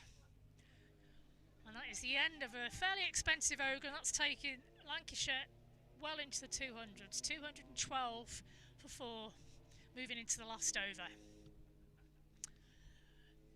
Well, I think it's fair to say they've got the total they would have set out to get here. I think so. And that'll take a bit of pressure off Lancashire in the field. Buckinghamshire will have to regroup and go again with the bat here. They've bowled well though. I mean, one of the other differences is the number of wides bowled. I think there's been a few today. Final over. Yeah, as 22 well as the fielding. Conceded by Buckinghamshire at this point. That's costly. McBean. And McBean coming on to bowl the final over. She's gone for 32 from her 3 so far. Warney probably the pick, 4 overs, 30 for 2. Now, just a bit concerned about some of these sunbathing spectators at the end that Stephen's looking at, because she will look to force the issue. She's going to take a quick single there down to fine leg. Brings Morris on strike, who can also equally hit a very, very nicely timed straight ball if she so desires. So I hope the sunbathers have got one eye on the game. But yeah, it's not been Duggan's day, for instance. She's gone for 46 off Crowds 3. Crowds filled up. People all over the boundary now, Mike. It's lovely to see. Great day down here at Parkgate. Still got the second innings if you want to come down. Second ball. There you go. Morris has gone to mid-wicket. Oh, and she's been taken! A first catch of the day from Buck's point of view. And they've had a few chances like that have gone down. Great catch. You can't blame Morris for having a go. There's 200 on the total. She was just going to have party time there, wasn't she? And really go for it. She was. Great catch. Trying to see who took the catch there. Trying to clear the longest point on the boundary there. And just wasn't quite able to do so. But it's a really good bit of fielding out there by Burton Pye, and well, that'll lift a bit of spirits because they haven't fielded the way they would have liked. That catch, didn't she? She really got it. But yeah, that will have lifted morale, I think, for Buckinghamshire, because they haven't fielded probably the way they would have liked to. But a good catch out there on the boundary. Morris just trying to go over the longest point at mid-wicket. That had some air on it as well, so it had a lot of air time for her to think about dropping it as well. One of those high catches, you're thinking, I'm going to drop this. No. She was thinking, I'm going to catch this. So it's great. Given how fiercely it was struck, there was a bit of a worry it was going to take the fielder with it. But good work from Burton Pye out there. 2 left-handers now with the entry of Danny Collins. Nice little cameo last week in the Blackpool. Straight off the mark with a single down to mid-off. It's almost a shame we haven't seen Collins batting a little higher today, just to sort of bat with a little bit less pressure on her for once and come out here, because if she hadn't got a score, it wouldn't necessarily have mattered quite as much, because Lancashire are in a good position, but it also would have given her an opportunity to get one. Been a bit quiet last few overs. Oh, she's gone for the mid-wicket hoik for 1 run. Didn't pierce the infield. She did take Lewis for 27. Charlie Maley got in the way. She did take Lewis for 27 in an over though, so she can have a rest. I think that's your work for the day done, isn't it? Pretty much. McBean in again. Swept beautifully down underneath the score box here. 4 runs. Didn't try to overhit that one, just placed it. Lots of encouragement from the staff watching on. I enjoyed that. 219 the score. McBean, left arm spin. Casteven, straight driving down the ground, and Warney's got hold of that. Prevented the boundary. They've still run 2. She's been kept busy in that area today as Warney. A couple of flacks on the hand. Thankfully it's been a right hand. And that's the end of the innings. Lancashire finishing their innings on 221 for 5. Actually, Lancashire, as you might have heard, have finished their innings on 221. A loss of 5 wickets. Big total for Bucks to chase, Mike. It is indeed 11 and over from Lancashire, in fact above 11 and over in the end with that 2-2-1 for 5. Lancashire doing a very professional job, I think it's fair to say. Do make sure you rejoin us for the chase of this. The restart time will appear at the bottom of your screen very shortly. Indeed, in terms of talking you through the card, Eve Jones, 64 of 41 balls, set the tone for the innings before being bowled by Warney. Emma Lamb was second out with the score on 117, having put on 102 with Eve Jones at the top of the innings. She was out for 35, bowled by Warney. Then Stephen came in and made 55, not out of 27, batted for 43 minutes, 7 fours and 2 sixes. Lost Smale, who was stumped off the bowling of Lewis by Fellows for 8. Threlkeld out for 6, LBW to Carter, and Fee Morris making 18 of 12 deliveries in 15 minutes, including 3 fours. Danny Collins was 7 not out, hitting a boundary in her brief cameo at the end. Not too much to write home about in the bowling figures, but Zaina Warney bowling very well indeed for her 4 overs 30 for 2, picking up Eve Jones and Emma Lamb, so that'll be something to take with Carter, McBean and Lewis, the others with the wickets. So we have reached the halfway point of this game. 221 for 5 is the Lancashire score. Buckinghamshire coming out to bat will have a chase of 222. Do rejoin us for that on Lancs TV.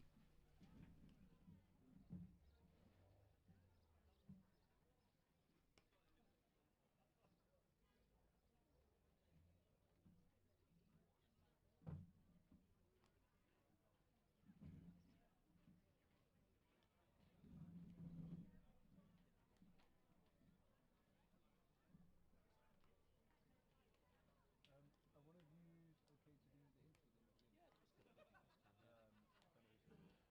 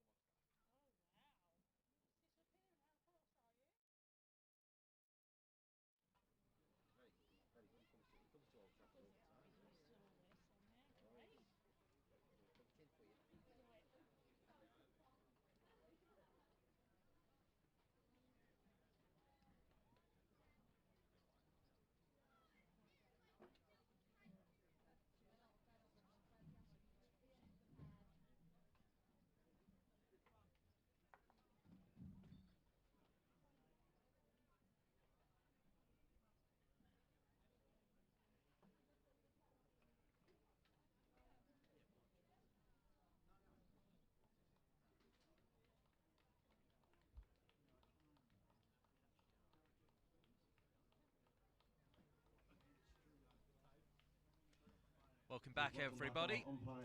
Buckinghamshire making their way out to start the innings. The chase will be 221 to win this game. So 221 the target that Buckinghamshire require. They've sent out to the middle Afra Mohammed and Annie Townsend to start their reply. And Lancashire in all red will take to the field. One interesting thing we've noticed here, Alison, is that Seren Smale is going to take the gloves here for Lancashire. We saw her warming up. We suspected it would be the case, but nice to see her getting her opportunity with the gloves. Yeah, it's great to see her get a chance, because I mean, Threlkeld never misses a game, does she? So she's not really had any opportunities to take the gloves so far.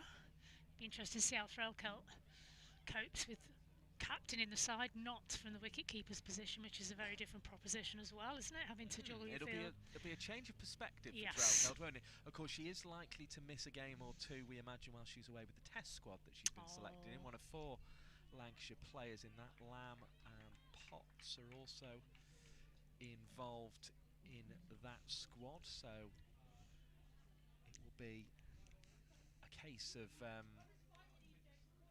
needing to fill in at that point in the season as well, so maybe Smale is the preferred option. Tara Norris to open from the tennis court end here at Neston Cricket Club.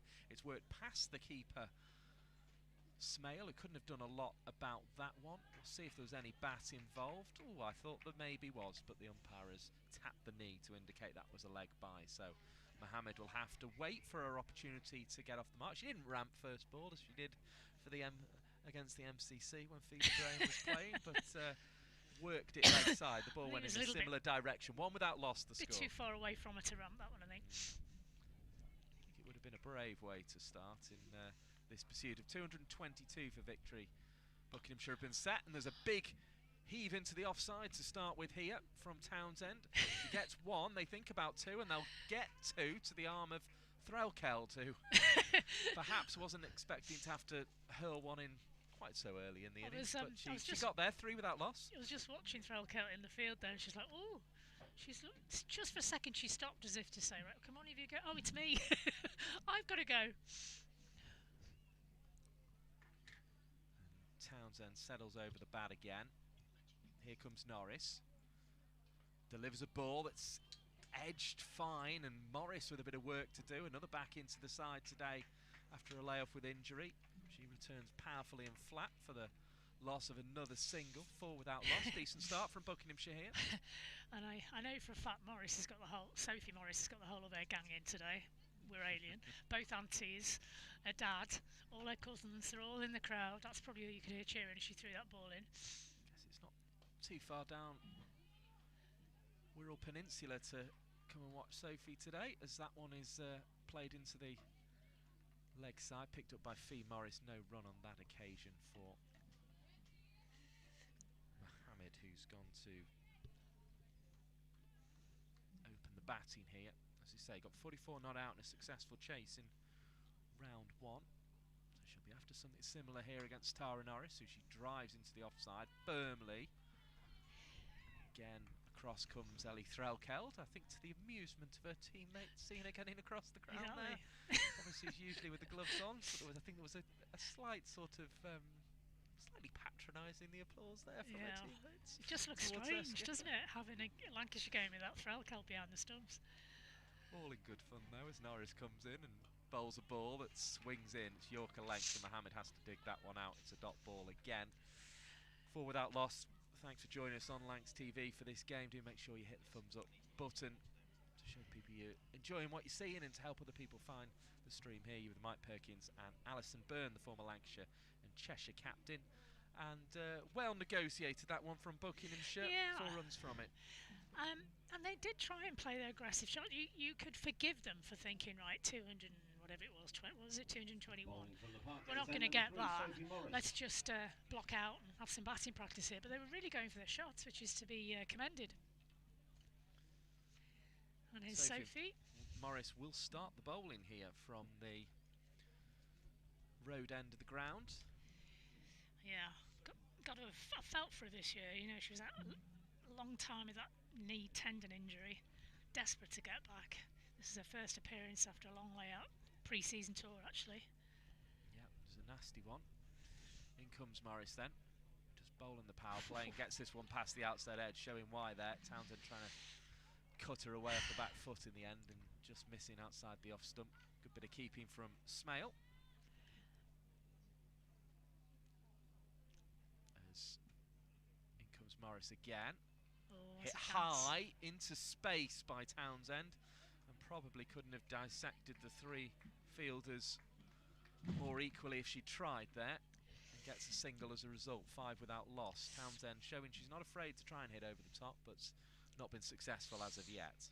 Yeah, it's very risky ploy this stage, but you've got to admire them. They're really going for it. I don't think Sophie will be too displeased that they're lashing out like that, because it won't be long if they continue that they're going to find a fielder. Mohammed then, quick little spin of the bat before she settles into her stance, and Morris in sunglasses is on her way. Mohammed just tries to swish this one away on the leg side. I think it takes a bit of pad, and it will be signalled as such, so 6 without loss the total moves on to.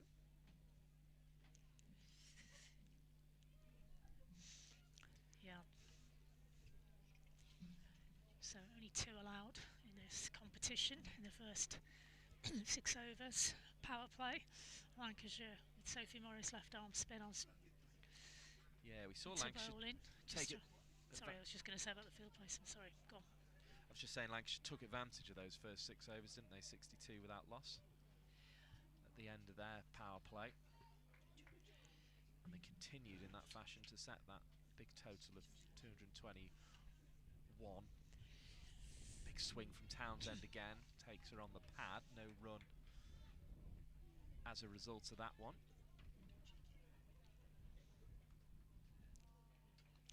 Morris at the back of her mark again. Stands straight, and in she comes. Townsend goes high over the leg side, she'll get 4 for this. Bounces away into a couple of spectators in the shade under the trees. 10 without loss, the score moves on to. And that's what Townsend's looking for here. Clear that front leg Great and shot. Hit the ball away. First genuine boundary shot of the day for Bucks. Big heave into the leg side, but it was one that went quickly. So yeah, that test squad we were looking at earlier, the likes of Sophie Eccleston, as you would expect from a Lancashire perspective, but also Grace Potts and Ellie Threlkeld, as well as Emma Lamb involved in that, as this is whipped off the bails by Smale as it came through to her off a good length. Again, Townsend trying to access the leg side, but couldn't do so. And it's a dot ball to finish with. 10 without loss then after 2 overs. Reminder, the chase is 2-2-2 for Tier 3 Buckinghamshire to beat Tier 1 Lancashire in this game. Smale looks like she's enjoying her time behind the stumps. Running between the wickets, in between the overs, as they tend to. But yeah, if you've been a keeper throughout your youth cricket and had an opportunity, it'd be great feeling to get those gloves back on, I would imagine, Mike. Yeah, there was definitely a game in the regional period, because I remember we looked up at the time about how long it had been since she'd not kept wicket, where she did go out in the field, but it's very rare indeed, as that one's played into the offside, and no single on offer, because Stephen, who batted very nicely earlier in the game, comes in and picks up. Likes this competition, does Stephen.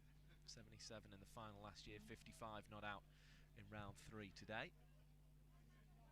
Sparkling sunshine continues, and Norris continues in her second over. This one bouncing through to Smale, who's looked tidy with the gloves on so far. Tidy? Who says that? Oh, Ruth Jones in there. What's that show about the Welsh girl who marries the Essex boy? James Corden, that one. Tidy. What's it called now? It's going to annoy me now. Answers on a postcard, please. You can't remember either. To the back of a run. And he's striding in once again. delivers the ball. It's hit high. This should be out. Caught by Threlkeld off the bowling of Norris. And Mohammed's innings comes to an end. Doesn't get off the mark. Couple of leg byes while she was on strike, but she's just hit that one, unfortunately, airily into the hands of Threlkeld. And Buckinghamshire find themselves 10 for 1 in pursuit of 222 for victory. 10 for 1. So Threlkeld has taken a catch without the gloves. That must have been a strange sensation. Well, she's equally as good, we've found out. It was a fairly simple one in the end. Didn't have to move too much, hit straight to her at mid-off. Buckinghamshire batter number 89, Rosie Burton-Pye. So Burton-Pye has had a 39 in this competition. Again in the first round against Suffolk that was, so she's on her way to the crease to see if she can get the chase going again for the visitors in this third round tie, Buckinghamshire.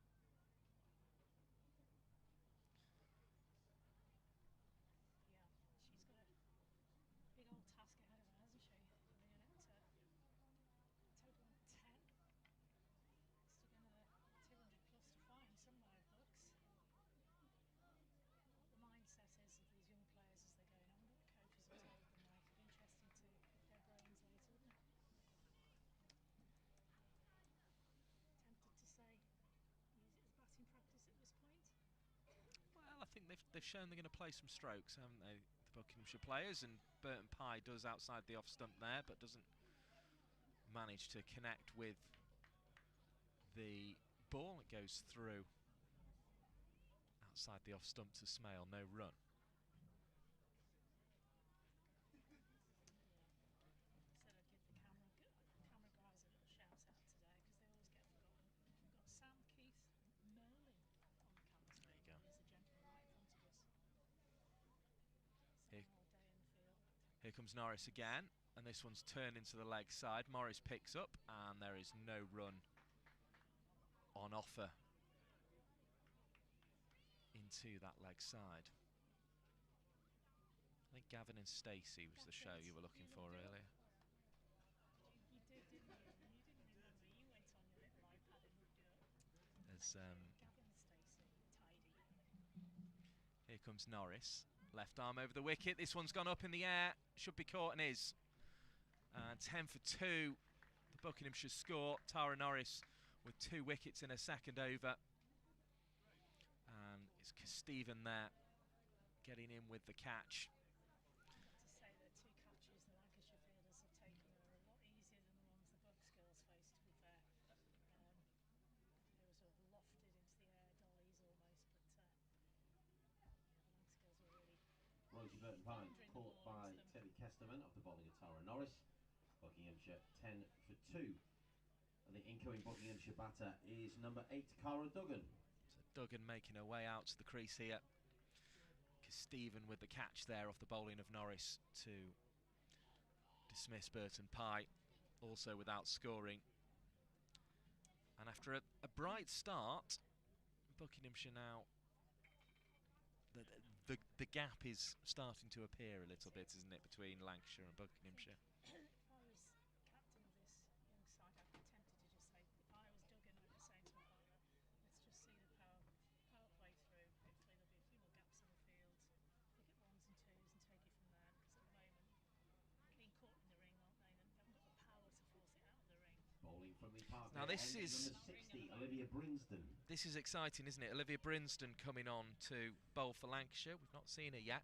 We've seen her bowling a lot on the outfield in breaks between games, and she looks at a decent prospect. Here she comes, right arm over the wicket from the road end, slightly short of length, and it gets caught in the body there eventually of Townsend. Ended up just backing away from that one slightly, and you said she was quite sharp, Ali, and she's proved it there. She is great. Also, she's very powerful. She looks like she's got very peaceful action. Let's just have a look at the runner. Brinsden again. Arrives at the wicket now. Bowls outside the off stump. Townsend trying to chop away. Second dot ball in a row. Applause from Wirapuli, who we'll see a bit of, I'm sure, here as well down at third.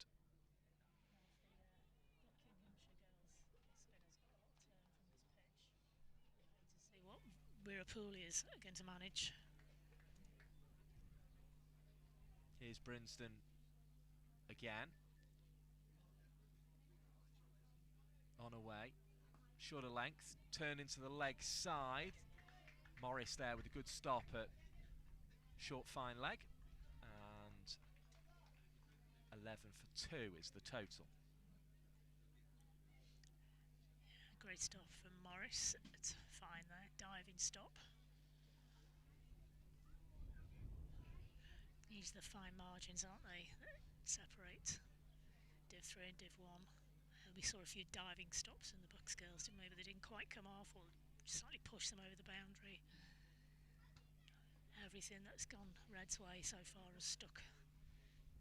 Duggan, the captain, settles over a bat, turns into the leg side, picks up a single, and applause from the Buckinghamshire players. 12 for 2 is the total. Yeah, I think this is sensible actually. I think they just need to push a few singles, get the confidence, wait for the field to spread slightly. If it does, of course, Lancashire might decide to just keep all the fielders in, who knows. Just get bat on ball. Townsend again, facing up to Brinsden. Looks to slash away, back away there does Townsend, but can't connect. 13 without loss. She's a good strong Cumbria lass is Brinsden. She's in Whitehaven, I believe. Played for Cumbria for a number of seasons before she came over to Lancashire. She looks another good prospect though, Mike, doesn't she? These young players coming through from the academy. Yeah, it's early days, just 4 balls into a spell, but she's proven a good operator so far as this one's bowled. Townsend baseballs this one up to mid-on. It's fielded well, no run again. This is going to be a real struggle for Buckinghamshire here, you feel.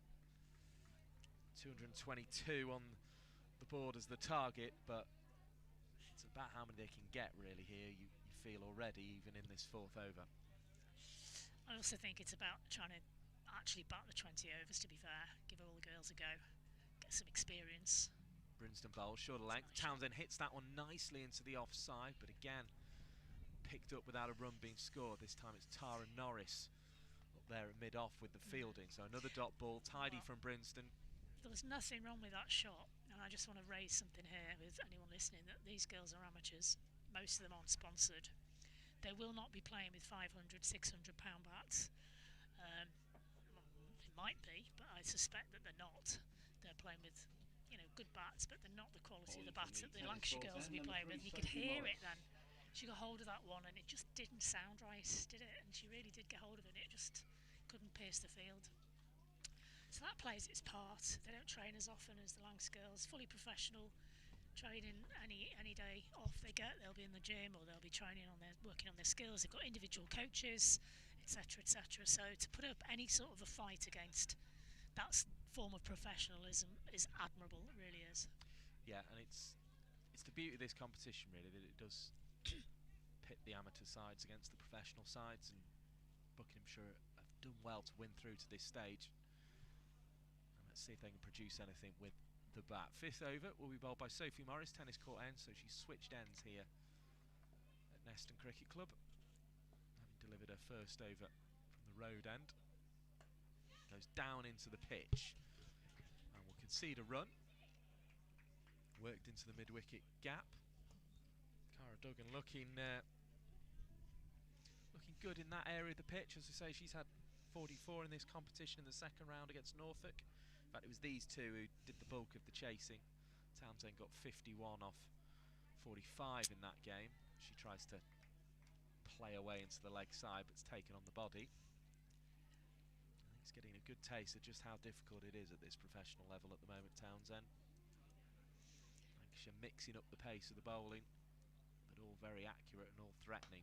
But Townsend's gone down the ground. This could go all the way. Just bounces short of the rope, but 4 runs from Townsend. And she's hit that one very powerfully indeed. Nicely. 18 the total moves on to for 2 for Buckinghamshire. And that was the best shot of the innings so far. Yeah, it definitely was. There's nobody guarding that boundary, of course. ordinarily one would expect with the spinner on, they'd have at least one person on that boundary, either on the offside or the onside, but Lancashire are keeping more players in the ring. Yeah, they're both back on the leg side, which is where the ball's gone now, but right in between the two fielders, brilliant piece of fielding. Absolutely fantastic stop by Brinsden, who's trying to force her way into this side, and that'll help because she was at backward square leg there. It looked as if it was going to dissect Brinsden and Collins, who was at mid-wicket, but Brinsden diving in made the stop. Collins was there to pick up and return. And did you notice Couple of runs to the total. Collins was backing up, and she just managed to flick it back with her foot. Could put her footwork from Collins as well. Very quick. 20 for 2. So that's where Morris has left her two boundary riders out on the leg side. Townsend trying to create room again. It was just speared in. And no run as a result. Did well to keep the wicket intact there. Very good. This is Morris once more. Left arm around the wicket. Townsend with a lusty blow again. Smale whips the bails off and inquires to the umpire. I think it would have been quite an ask to give that one from that distance. I think also the batter's feet were firmly planted into the soil of Parkgate there. Just a little twitch from soil. Townsend, but not necessarily lifting the back leg, I think, maybe Smale's problem there. 5 overs gone, 20 for 2 is the score. And we've got one more over of the power play to come that will be brought to you by former Lancashire and Cheshire captain Alison Byrne. Yeah. What a shot from Townsend though, under the circumstances. They talk about going for your shots. It was the right ball, but right shot to hit. The ball was there to be hit. There was nobody in that area, so great shot, great placement. Brinsden coming in again from the road end, right arm over. She's beaten the outside edge. I'd love to see if that moved away from the batter, whether it was just beaten for pace there. You know, as I say, I'm going to watch it later on telly, YouTube, Lancs TV. Just lifted, didn't it? Just lifted. And it just looks a pacey approach from Brinsden, doesn't it? She really sort of gives it everything running in. She's got every attribute fast bowler needs, hasn't she? Tall, powerfully built. That's gone down leg. I think it'll be wide, and it is. You get that, don't you? The fast bowlers occasionally striding for the extra pace, lose the shape a little bit, and down it goes wide of the stumps. Best example there, but everything sort of all just straight lines, isn't it, with Brinsden? She's sort of going in the right direction as she's on her way once again. Bit shorter again. She's beaten the outside edge.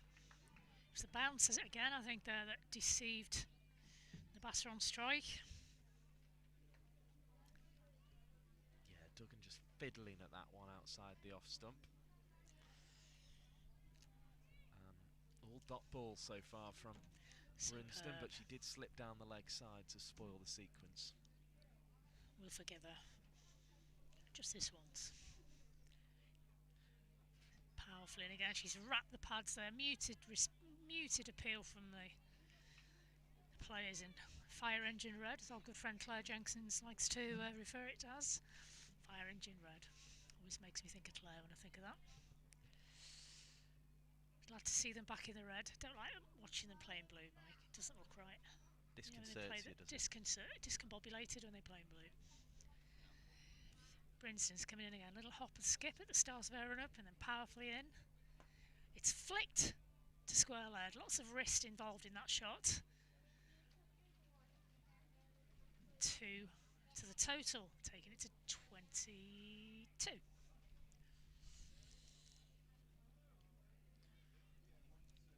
Yeah, hard work here for Buckinghamshire. And it's Townsend who's come back onto strike here. So Townsend and Duggan at the crease for Buckinghamshire here. Brinsden into Townsend. Rocks back, misses it completely. Smale snaffles it behind the stumps. But I mean, that came through a good head height, to Smale. Look, it's difficult to tell in a game like this where there is obviously a disparity between the teams, but on the evidence we've seen so far from Brinsden, it looks as if Lancashire have found one here. Can I just put it this way? I don't think Smale will be standing up to her. No. Not today, anyway. No. Not on her first look. And she comes again. Oh, the ball's gone, the bat's gone. Batter doesn't know whether she's allowed to run about. Could have hit anything or anyone. Sophie Morris, 5 yards further away from the bat. Was glad it didn't go any further than that. Very kindly passes it back to the batter as they change ends. Well, that might be another sign of the pace that Brinston's Correct, generating. it's rattled that hand. Townsend swung hard at that one and lost the bat as a result. And she had to put her foot back in to regain her ground in the end when she realised the single wasn't on. So the score remains on 22 at the end of the 6th over here in beautiful sunny Parkgate in Cheshire. It's the T20 Women's Vitality Cup, for those of you just tuning in. Lancashire put on a rather impressive 221, and Bucks are doing their best to get closer at the moment, but they're up against it here, Mike. Yeah, 40 run difference over the power play. Lancashire was 62 without loss at this stage in the innings. Buckinghamshire 22 for 2, but it's a case of what they can manage to score, I think, in these 20 overs. And Wirapuli, who bowled very, very well the other day against the Blaze, had 10 overs in that 50-over match. One maiden, 22 for 2, and it was a real. I mean, speaking of Lancashire looking like they found one, that was the sort of bowling display that bowled them to victory. It has to be said. I know Fee Morris picked up 4 wickets at the other end and deserves a mention, but even Fee Morris after the game was quick to credit Wirapuli's contribution, because she was really tough to play, and particularly that wicket where she got the turn back with the googly. Here comes Wirapuli. And she comes. First delivery. I'm not sure if he got anything on that, whether it was a bye. No signal for the umpire, so she must have got a ticker on that. Well run. Townsend's back on strike. Beg your pardon, Duggan is back on strike. Another 2 there. Wirapuli, second delivery. Bit shorter, a bit wider. Oh, that's a superb piece of fielding. Is that skipper throw, Kel? Showing her wicket-keeping skills in the deep there with a rolling dive. Fantastic. She'll have enjoyed that. That's how you do it, girls. And the arm wasn't too bad either from Threlkeld, it has to be said. Doesn't surprise me. She's strong as an ox, is Threlkeld. I mean, that's a compliment, Ali. Don't shout. Wirapuli twirls the ball 3 or 4 times as she walks and then runs in. Bit short. Thought maybe it would have been given as a wide, and it has. Bit wide as well. 1 run to the total for Bucks. They'll take every run they can get at this point. It actually, having given Wirapuli the big build-up, it hasn't been their best over so far, this one. Not really. But we all know the potential is there. We've seen it. We've seen a glimpse of the future. Cut from Duggan into the square boundary. Cover point area for 1 run. Yeah, nicely hit on top of the bounce there. Yeah, she's struggling to get line and length at the moment, Wirapuli. She only needs that one magic delivery though. You know what these leggies are like? They bowl it all over the place, then they bowl an absolute killer blow. In she comes. There you go. Beat the outside edge, deceived the batter. Quickly, great work behind the stumps from Smale, but no stumping on that occasion. Yeah, it was nice length that one, wasn't it? Yep. To Duggan, who just had to stride forward and look to get something on that. Good stuff from Smale though. She read the spin even if the batter didn't. Wirapuli. Mixed over so far. Short again. Got away with it. No run. Batter tried to force it through the covers, but couldn't get it. I think that's past Steve Jones there, number 11. Nicely hit good by Duggan. Couldn't find the gap. That's another difference, isn't it? Between the really good top batters and a good battle. Hit the ball, and an excellent battle. Find the gap as well. Wirapuli in again. That's nicely flicked. They're going to take a quick single there to point. Could even take 2 here. Good running. Slight misfield, and they benefit with an extra run. That's the end of the over. Wirapuli 29 for 2 in the context of the game. Fairly expensive over from Virapuli, 7 off it. Good to see her at the end of the over going and having a little chat with Fee Morris, who obviously is plenty of spin and bowling all sorts of overs, and just sort of looking to talk through that one with Virapuli and just keep her focused on what she needs to do. Sun's still glistening on the water over in the distance. Talking of Fee Morris, she's about to take an over from the road end. Or perhaps that might have been the conversation. Maybe. Just getting a bit of a gauge for the pitch and maybe how Virapuli felt it was in that first over. Obviously they're bowling from different ends. Threlkelt's just brought somebody in, moved him back again. Lots of pointing from Threlkelt. She's moved Kesteven back onto the cover boundary for the left-hander. Morris is coming to third, short third. And Virapuli's gone to fine leg. So yeah, attention to detail with the field there. In the end, settling for short third, cover, extra cover mid-off on the offside, and then you've got 2 back on the leg side boundary, a short straight mid-wicket, a long on, and a 45 completing the leg side field. Morris right arm spin. Oof, that bounced from somewhere. Yeah, this pitch has got something in it for the spinners, isn't it? A little bit of lift and turn. Townsend again trying to create that room, but didn't connect. Get your hands ready, Sophie Morris. Could be a catch for you in a minute. She's thumped it through the mid-wicket area though, well placed. Sliding stop on the boundary, just keeping it to 1 run. Is that Brinston again? I think it is. 1 run to the total for Bucks. They're on 30. 30 up.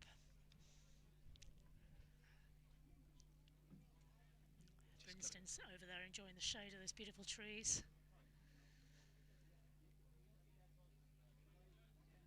Fee Morris prepares herself for a second delivery. It's flicked again to deep fine, deep square I should say. Look at it for 2, but there isn't really 2 on offer, just the 1. Tick-tock, the score's moving on in 1s at the moment, but it's moving in the right direction as far as Bucks are concerned. It's not the wickets column going up, it's the run column. Yeah, some positive strokes this over. Morris, a bit quicker. Smale was so quick taking the bails away there, but the umpire at square leg is unmoved. No stumping. Yeah, good stuff, Smale. She's got somebody brilliant to learn from in Ellie Threlkeld. She's got a coach who, of course, kept wicket for England, so the standard of Smale's keeping, I guess in some ways it's no surprise, but she looked lightning fast. She's super quick in the field with the hands as well. Big hoik down to Cow. Brinston's coming in again. I wouldn't take a single to her arm. It was a flat throw back in, but effective. 1 bouncing into the bowler's hands. Fee Morris, 1 run. 32 the total. Yeah, it's the longest part of the ground where we saw that superb catch by Burton Pye for Buckinghamshire. Townsend has crept up to 18. She's doing a good job for her team here. Duggan on strike. Hit straight back to the bowler for no run. The end of the over. Steady one from Morris, as you'd expect. She's a very economical bowler. 32 for the loss of just those 2 wickets at the moment. Townsend, as I say, on 18, and Duggan has moved to 9. So decent little partnership by these two, as I say, they built the brunt of the total that Buckinghamshire racked up against Norfolk in that 56-run win in round 2. 51 for Townsend and 44 for Duggan on that occasion. So having a mid-pitch chat, and they'll be keen to add as many as they can here. And I think their teammates might be quite keen for them to have a little bat as Danny Collins is coming on. I think it is, yeah. From the tennis court 10, number 30, Danny Collins. Doesn't usually get a chance to bat too often for Lancashire, but she's more than capable. I've seen her bowling on numerous occasions, pre-season tours, etc. Right arm over the wicket, a bit of seam. Good start from Collins in the block hole. Always worth on these matches, isn't it, to give your fringe bowlers a run out. You never know when you're going to call on them for the odd over here or there. An injury or poor form. I quite like what they've done here. You know, they've brought in a few, but they haven't changed the whole team. No. So you're still actually learning how players fit in within your usual Collins. Team. Berry girl, that's flicked off her hips down to fine leg. One bounce, 4. Nothing Morris could do about that one. Great little shot. Lara-esque off the one leg. Yeah, it was good from Townsend. Very good. I think sort of adapting and adjusting a little bit to the ball that came down at her, but did so well and found the rope. I think Collins is more of the pace of some of the quicker bowlers that she's facing in Division 3 as well, so perhaps she's feeling a little bit more comfortable against her pace. Again, she's tried the flick. Tiny error on Smale's part on this occasion, and they've run a single to the keeper. Or a bye to the keeper, let's see. Nope, yeah. It's come off the bat. Collins is still getting it through, isn't she? So she certainly is. Batters definitely have to be on their guard here. So lovely to see women's cricket being supported here at Neston, like the crowds, the way we've been treated as Colin comes in with her next delivery. Oh, and I think that's hit her somewhere. Out, little show no pain moment. Yeah, she's still quick enough to give you a few bruises, is Collins. No run. But you're right, there's definitely a little excited hum around the ground, isn't there? Lots of conversation going on. People enjoying the sunshine and the cricket. Really well looked after by the catering team and the ground staff. Collins. Attempted sweep, it's gone through to the keeper. It's going to be given as a wide down the leg, thought so. And I'm going to mention a Mr. Dave Collier in a moment. We'll talk about him in detail in a moment. You might recognise his surname. If you follow women's cricket for a long time, you'll have heard of a young lady called Sarah Collier. It's her dad. And he is great support of Sarah when she was a youngster. Collins again. Oh, it's high, it's high. Watch your heads. Ooh. Yeah, sorry about that. Just that's the PE teacher in me. 6 runs. 6 runs. Yeah, I was just checking they were watching the ball because I had a bad feeling about that one. But a great shot from the Bucks girls. Super, super. Cleared the boundary to our right with ease. 6 runs. Super shot from Duggan. She's going again. She's gone straight. Straight drive for 4. Super. 10 off 2 for Duggan. Well, it's probably a moment of the innings for Buckinghamshire, isn't it? I would say so. Far, that's 6 over mid-wicket. Really nicely struck by Duggan. Got underneath it. And sent it straight into the spectators. Lovely, lovely stroke. And then backed it up with a 4 over mid-on as well. So some real good stroke play there from the captain, Duggan. Fantastic. Had a tough day with the ball and she's come out with the bat and is starting to find her stride here. Yes. Changing bowler. Number 27, Venus Park Road end. Venus Virapuli is coming back on. Hopefully she can rediscover that lovely length that she was finding at Blackpool. I think that was the key, wasn't it? She had a lovely length where you didn't know whether to come forward, go back. But gave it time as well, let it spin, which was the key. Anyway, Buckinghamshire 2 short of their 50 here. It's Townsend on strike on 23. Virapuli to Townsend. That's a good strike. There's a fielder out there. It's got air time and it's easily taken, is it, Brinston? Yeah, fantastic catch. Virapuli, usual. Straight up to anyone who's around. A throw celt. High 10s all round. Fantastic catch. And that's Townsend going for a very well made 23. She didn't hold back. Tara Norris, I beg your pardon. Tara Norris on that boundary. USA international, vast experience. She wasn't going to drop that one.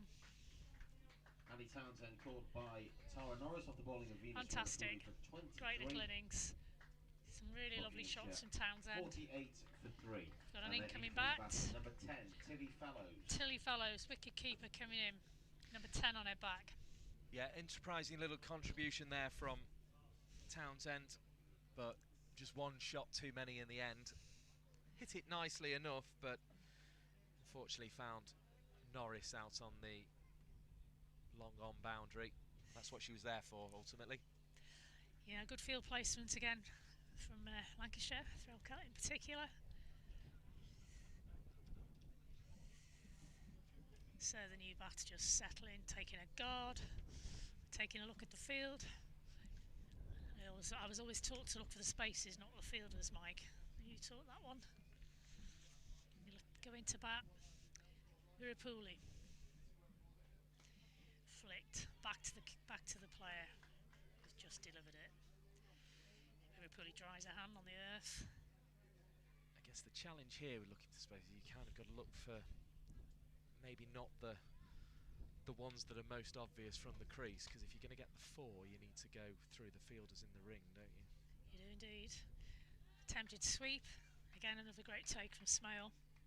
Or at least through the spaces between the fielders in the ring, because there are sweepers out at cover, and there's another back at deep mid-wicket, backward square leg and long on the boundary.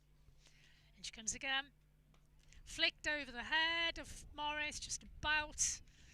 Morris is at short mid-wicket, moved to her left, but it was always going away from her. No risk really there. 1 run. So 1 short now of the 50 mark for Buckinghamshire. 2-2-2 the chase, remember. As Wirapuli's on her way again. Strides in again.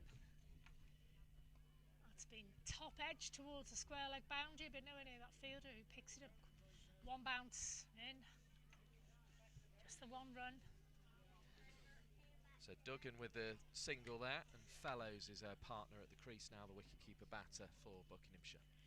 He's on strike now, is Fellows. Waiting for Virapuli to continue her run up, which she does. She's used her feet to Virapuli, which is probably not a bad idea on this wicket. 1 run, down to mid-off. Gets her off the mark. And that's the end of the over. Over that brought up the Buckinghamshire 50. So that's something to take with them. Can they double that in the remaining overs of this? The chase of 2-2-2 is certainly out the question now for the Tier 3 side. But a chance for a few of their batters to get in and try and pit their wits against the professional side, Lancashire. It's a very good start at the moment to their defence of their T20 County Cup Bowling from the tennis court end, number 3, Sophie title. Morris. And Sophie Morris will come in to bowl from this tennis court end. 2 overs so far for 12. And Fellows settles over her bat. Morris approaching and delivers this one onto the leading edge eventually of Fellows, and it's gone right in the gap. The batters almost looked at each other and thought, oh, turns out there's a single there, and they gratefully took it. 52 for 3 now, the Buckinghamshire score with that. Long on mid-wicket and backward square leg out for Morris. She also has a sweeper at cover. Bowls this once, turn leg side. In comes Brinsden. Picks up and throws back powerfully. That seems to be her tendency. Quick bowler is Brinsden. Tend to find these fast bowlers have got good arms, don't you? Here comes Morris again. Bowls a ball that beats the outside edge of Fellows' bat. I think she pushed that through a bit quicker than did Sophie Morris. She's enjoying her day back in the red of Lancashire. Bowls a ball that's clipped into the leg side neatly by Fellows. Finds Danny Collins out on the mid-wicket boundary. 1 more to the total. Yes. 54 for 3 the score. So I was talking about Dave Collier, wasn't I? And I'll tell you a bit more about what he's up to at the moment. He's doing a lot of voluntary work. He did all the beautiful plants and everything, but also what he's doing is promoting girls and women's cricket here again. Here comes Sophie Morris. Bowls a ball that's defended to Fee Morris coming across from mid-wicket. So just to explain, Dave Collier, the dad of former England player Sarah Yeah, Collier, that's correct, who was a teammate of mine back in the day. And played here at Neston Cricket Club and came through to... He's doing a lot of good work with the women. Girls. Those England honours as Morris bowls. This one's pulled away into the leg side. Brinston comes through, picks up. He was telling me that he's restarted softball cricket for the under-9 girls, and in a few years' time he's hoping to reintroduce hardball cricket with those girls. So he's really hopeful that some of the hockey players will join in and they'll have a hardball cricket team here again in a few years. So that's great. Great work from Dave. Well done, sir. That would be a good sign, wouldn't it, for Neston? A club like this, they've always had women's cricket here. They've always helped and promoted women's cricket. So it's a shame they haven't had women's cricket in the last few years. It'd be great to see that coming through again. 55 for 3 then the score, with a single at the end of that over. Morris continue from the road end here, just adjusting her field slightly, but it's pretty much as it was last over to the right-handed Duggan. And here comes Morris once more, right arm over the wicket, slightly shorter length, turned leg side. Sophie Morris comes across. Somo and Femo reunited. Yeah. Single to the total, 56 So we've got that situation again where we've got a Morris, a Norris, Michael. We're dealing with it quite well at the moment. We are. As in comes Fee Morris. Bowls a ball that's dug out by Fellows, and back it goes to the bowler Morris. Thankfully for us, it was Norris catching off Wirrapuli to Norris Townsend. 23, the last wicket to fall. As into the leg side this goes, it's going to be taken brilliantly. Diving it backwards square leg, and that is a very, very good catch out there in the deep. It dismisses Fellows, and it looks to me as if Danny Collins has got herself underneath that one in the deep and turned the score to 56 for 4 for Buckinghamshire, chasing an unlikely 222 for victory. But it just shows you it's worth staying tuned, because you see moments like that. And Collins is always superb in the field. There's a word for that. Taking the catch off Fee Morris. That was a worldie. That's what these pro players call them now. That was a worldie. A world-class piece of fielding. She's got herself a nice little situation down there in the shade, hasn't she? She got brought into action there. And unfortunately for Fellows, she is out, caught by Danny Collins off the bowling of Fee Morris for just 4 runs in the end. And Stockdale makes her way out, Tegan Stockdale for Buckinghamshire. Had a hard day here, but they will have learnt a lot from it, you would imagine, playing against the professional outfit of Lancashire. That's what this competition's all about, pitting David and Goliath almost. Yeah, pitting the sides who can win their early rounds against these Tier 1 counties in round 3. Lancashire, of course, went on. They'll go to the quarter-finals if they complete this victory, and then they went on to win finals day in the previous summer. Trying to do the same again today as Stockdale gets herself off the mark with a 1 down to long on. Nicely played, 57 for 4 the score moves on to. An over that we've seen a wonderful catch taken by Danny Collins. Superb. I'm gonna enjoy watching that later. Well, I think at the moment she's having to talk the spectator behind her through it all, as that one's cut away nicely. Wirrapuli couldn't quite get there, and this one's going to roll away for 4. Neat cut stroke there. Captain Duggan, who hit a 6 earlier in her innings, is still fighting here for Buckinghamshire, and she finds a 4. 27 now is Cara Duggan's total. And that was a really nicely played stroke, 61 for 4. She's suddenly found her timing here, hasn't she, Mike? It's lovely. She's got shots as Duggan, it's fair to say. He's gone over mid-wicket, over mid-on. Takes her on the pad this time as she tries to work into the leg side. That's how she got her innings going, with some little flicks there, and then she's shown the cut. Leg by takes the score to 62 for 4. Morris's over comes to an end. Lancashire in control of the game here, though. Yeah, 62 for 4. That's another 160 required for victory. Seems unlikely at this stage, I think it's fair to say, as we enter the 13th over. Somebody hoisted a red and yellow golf brolly, not quite by the side screen, but close enough to perhaps cause an issue potentially, but we'll see. Not far off MCC colours, that one. Not quite. Score 10, number 24, Tara Norris. I think more required for shade than anything else, as Norris is brought back into the attack. Duggan purposefully marks her guard. Has a fine leg, a fielder at third, deep cover and a deep forward square leg. Norris approaching. Bowl's full of length and big appeal. Duggan may have just got a bit of bat involved there and saved her as it dribbled out into the offside. 62 for 4 it remains with the dot. I thought Brinston was trying to sneak off to get some chips now, and she's not. She's just walking in from behind the boundary. She'll be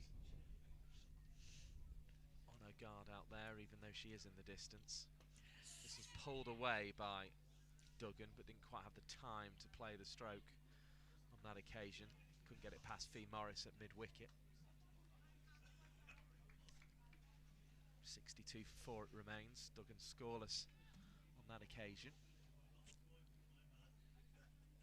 Another goal sweeps in off the estuary.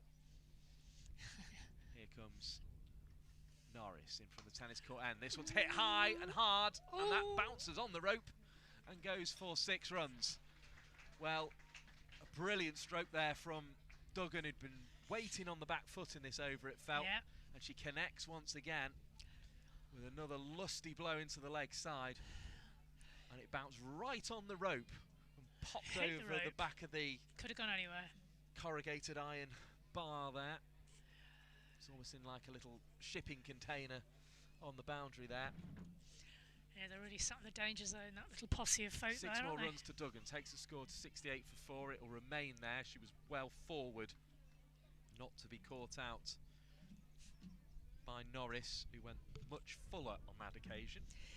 Well, yeah, anything short. They're not scared of pulling a ball, are they, those Bucks girls?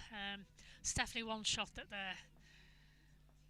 I mean, Div 3 girls, you know, that's the sort of shot you'd practice in the net time and time again, isn't it?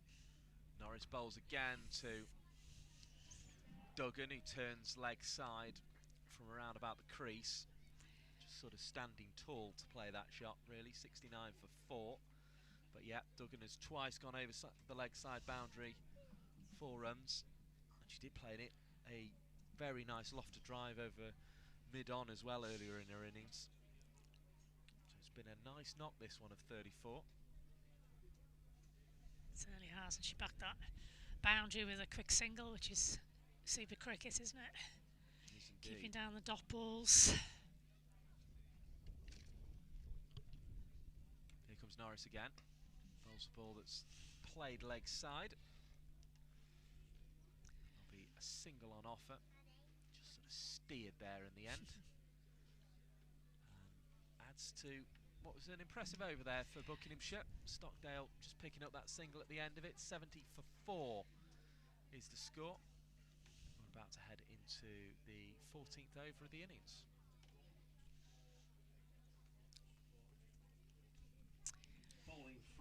Just bring you up to date on the scores elsewhere in this competition as well, because we're not the only game taking place in the County Cup, so we'll bring you some of those during Wirapuli's over. She's on her way now. throws this one up. Stockdale hits into the leg side airily out towards mid-wicket. It's not gathered cleanly by Brinsden. First blot on her copybook of the day. And first little misfield from Lancashire there, wasn't it? 2 runs to the total is the result, 72 for 4. Stockdale will gratefully receive those, so Wirapuli making her way back to a mark here. And she's on her way once again.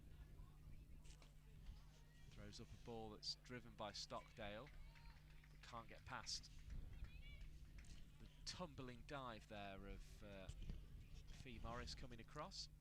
Wins already for Surrey, who beat Worcestershire, and Somerset have beaten Yorkshire by 9 runs in the end in a high-scoring game. Yorkshire chasing 184 for victory there, coming up just short. Stockdale gets an edge as she tried to play leg side. May even go down as leg byes this one, I think. Past the wicket-keeper down towards third, so 73 for 4.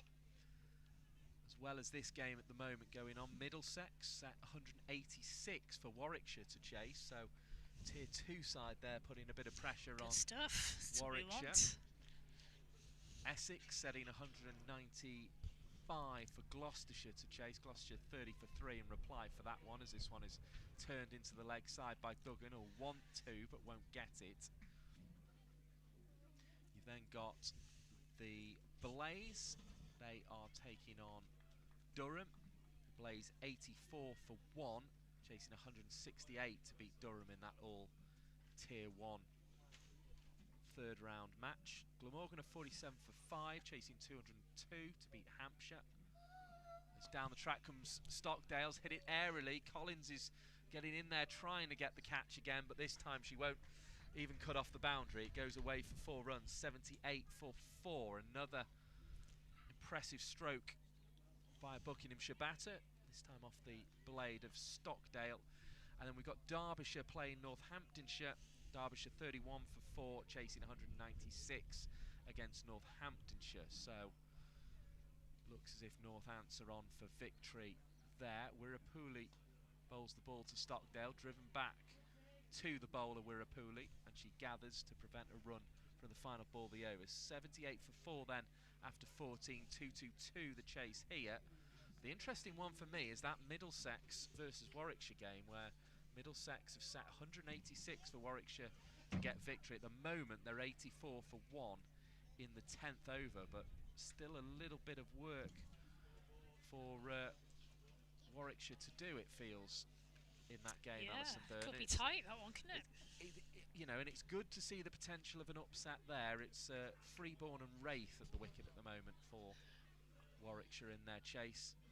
Bowling from the tennis court, Middlesex getting a 50 Brinsden. from Saskia Hawley, who we know has played some regional cricket, so has a bit of pedigree about it. 15th over of the innings then, and Brinsden. Buckinghamshire just trying to find their way through this with Duggan. Gets bowled to by Brinsden. Just adjusted to play it down the leg side for 1. 79 for 4. Now then, I spy with my little eye Smale's helmet on the grass. Threlket always gets hers carried off the pitch, doesn't she? There you go. Yeah. Whether that's because Lancashire's 12th has fallen asleep, who knows? It's a warm day, I suppose. Could Yeah, be forgiven. it's all the chips. I doubt they will have, though, as Brinsden comes in and bowls a ball that's driven firmly down the ground, and she's indebted to Norris getting across and picking up very well on the tumble there. 80 for 4 the Buckinghamshire total moves to. It's looking like this will be a comprehensive victory for Lancashire. Posted 2-2-1 earlier in the day for the loss of 5 wickets. Here comes Brinsden again, pacing across the turf, slightly uphill from this tennis court end, and goes down the leg side. 81 for 4 with the wide ball signalled by our umpire. In the T20 World Cup Group 1 game at Old Trafford at the moment, South Africa 16 without loss, chasing 159 for victory against India. In that one earlier, West Indies beating Sri Lanka at Bristol. Pulled away neatly into the leg side again by Duggan, who I think was looking for that strike into the Gap on the square. spectators, but didn't quite find the ball in the right spot, so just rolled her wrists on it and settled for one. She's provided some entertainment in this innings of 37, yeah. 82 for 4 now the score. Here comes Brinston again. Bowls to Stockdale, drives firmly back to the bowler, no run. Lancashire in control here. Yeah, very much so. But in many ways, that takes the pressure off these two to just enjoy themselves. Enjoy themselves, play the shots, don't worry about the scoreboard. Just joining us, Mohammed and Burton Pye both out without scoring. Townsend made 23. Stockdale clipping here, leg side. Picking up 1 to Fee Morris. 83 for 4 then, the score as we approach the end of the Brinston over. And then Fellows making 4 before being superbly caught by Danny Collins off the bowling of Fee Morris. Norris picking up Mohammed and Burton Pye early on, and Wirapuli also chipping in with the wicket of Townsend. So you're all up to date here. Mainstays of the Lancashire innings as Brinston bowls. This one's through to the wicket-keeper Smale, no run. Jones and Lamb putting on 100 together, top of the innings.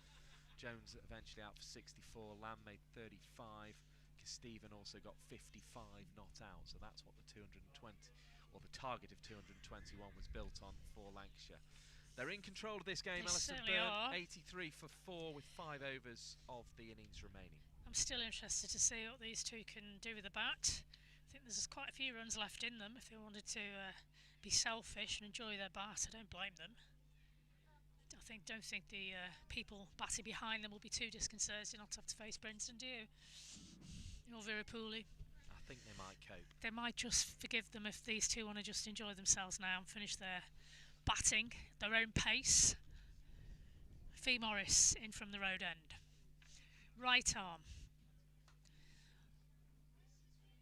No run. It's played sedately back to the fielder at mid-off, which is actually Ali Threlkelt in a strange fielding position for her, as we've already discussed.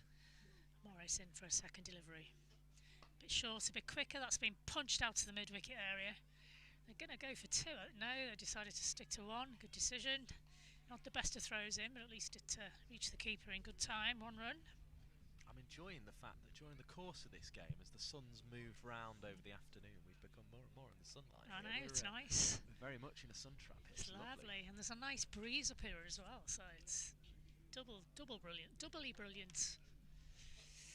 Morris, big swipe from Duggan on this occasion, almost one-handed in the end. No run. Probably a dangerous place to bowl to Duggan though, given we've seen her clear the shorter side of the ground. She might fancy a go on the longer side now. She's trying to play that one one-handed. That's a now Smale appealed for something. Did she hear a little feather there? Didn't look like she'd caught the edge from here. Duggan's body language didn't suggest it had. That's a big load of fresh air for me, that one. Yeah. Morris enjoying her day out at the beach, so to speak. Pulled. No surprise. Into the mid-wicket area. 1 more to Duggan. As I say, she does like a pull shot. He's got a decent pace as well here, Duggan. It's been a nice innings, this one. On to 38 now. Stockdale on strike. Oh, it's high, it's mighty. Out to mid-wicket, but wasn't going to reach the fielder. Well watched by Brinston. There was a spin on that as it landed. 1 run. Just shows, I mean, we saw Fee Morris try and clear that side of the ground as well. It is a big It's hit a big out old there, boundary isn't out it? there, yeah. It's down the hill as well. Do you think it would sort of help with that? But no. It's a big old bound. Gone again. It's gone through Ismail on that occasion. Big chase on from Sophie Morris. This will test her knee. She's put in the dive, and it's just gone for 4. What a shame. Good chase. Virapuli had backed her up, but didn't need to support her really because the ball had already hit the boundary. Good shot though. just a little snick past little Smale. snick. Helps the cause, doesn't it? You know, any shot that goes for 4 is a good shot at this stage, I think. 4 runs. 92 the total. Morris defended, looked at the potential run, but wasn't on. And that leaves the Bucks girls 92 for 4. These two are definitely enjoying their day on the Cheshire coastline. Well, there is a little half century on offer now for Duggan. Oh, you've said it now, Mike. Plays this one sensibly. She's got 44 against Norfolk in the previous round, so she'll be keen to chalk that one off as well on her way. Don't be saying that. Don't be The opportunity is certainly the pox there. on her. And she certainly, whatever happens, had a good day already with the bat.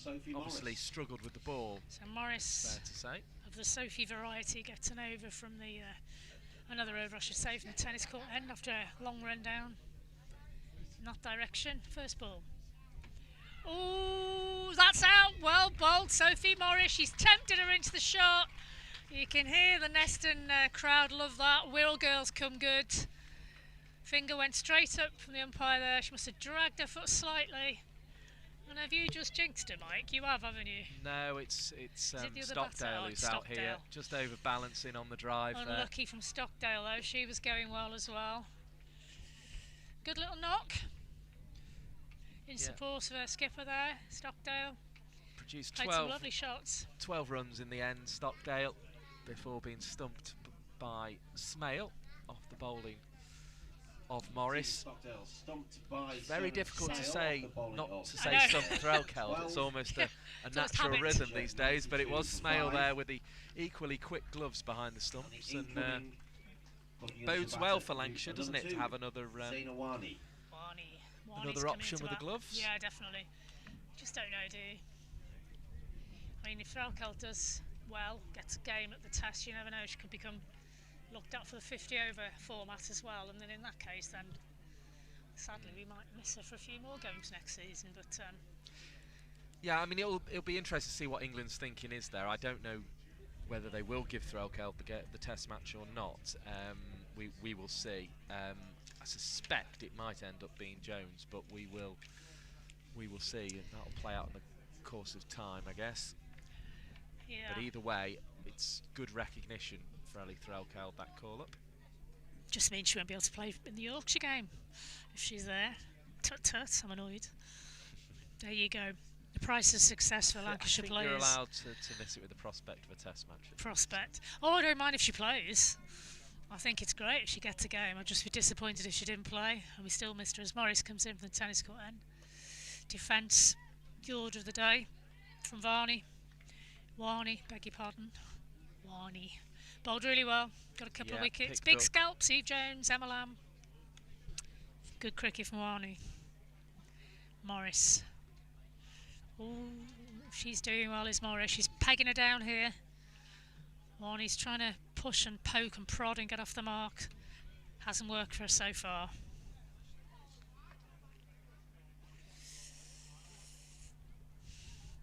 Morris. Of course, she's found a space that time. She's just poked it into the mid-wicket area and they've taken a quid single. Gets herself off strike.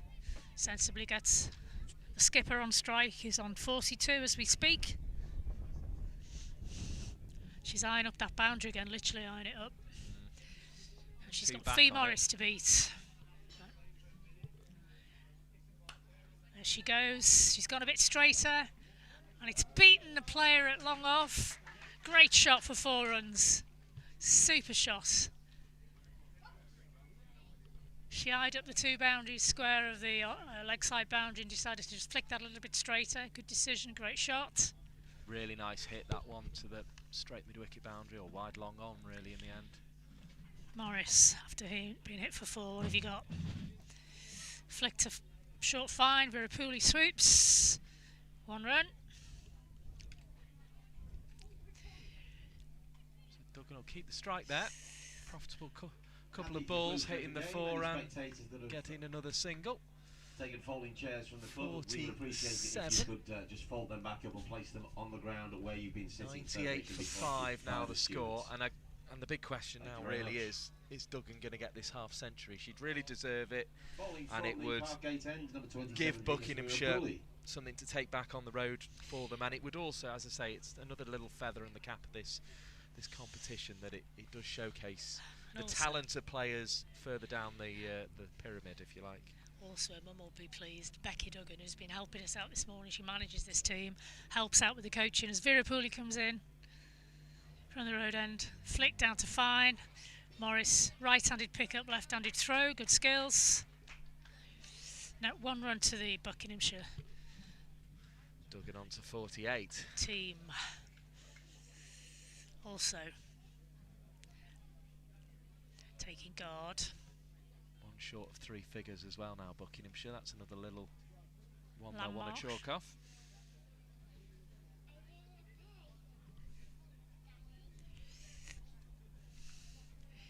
Virapuli. Cut by Varney. 1 run. Nice shot. Links Duggan on strike. She's on 48. And that brings up the 100 for And Buckinghamshire. it does indeed bring up the 100. A few of the crowd have recognised it, but not many. So well done to them, chasing 222 if you're just joining us, but getting to the 100 mark, that's a good effort. It's a good landmark. Virapuli. Just down leg, wide, pushed it wide to Virapuli. Duggan waits patiently for that ball she can hit down into that mid-wicket long on area. I think that's where she's going to be aiming for. It's where she's been successful. This ball, a natural ball, will spin into that area. There she goes. Hits it to square. Diving stop on the boundary from I think that's Collins again. Usually on that boundary, isn't she? 1 run, 49. 1 away. Brings Wani onto strike.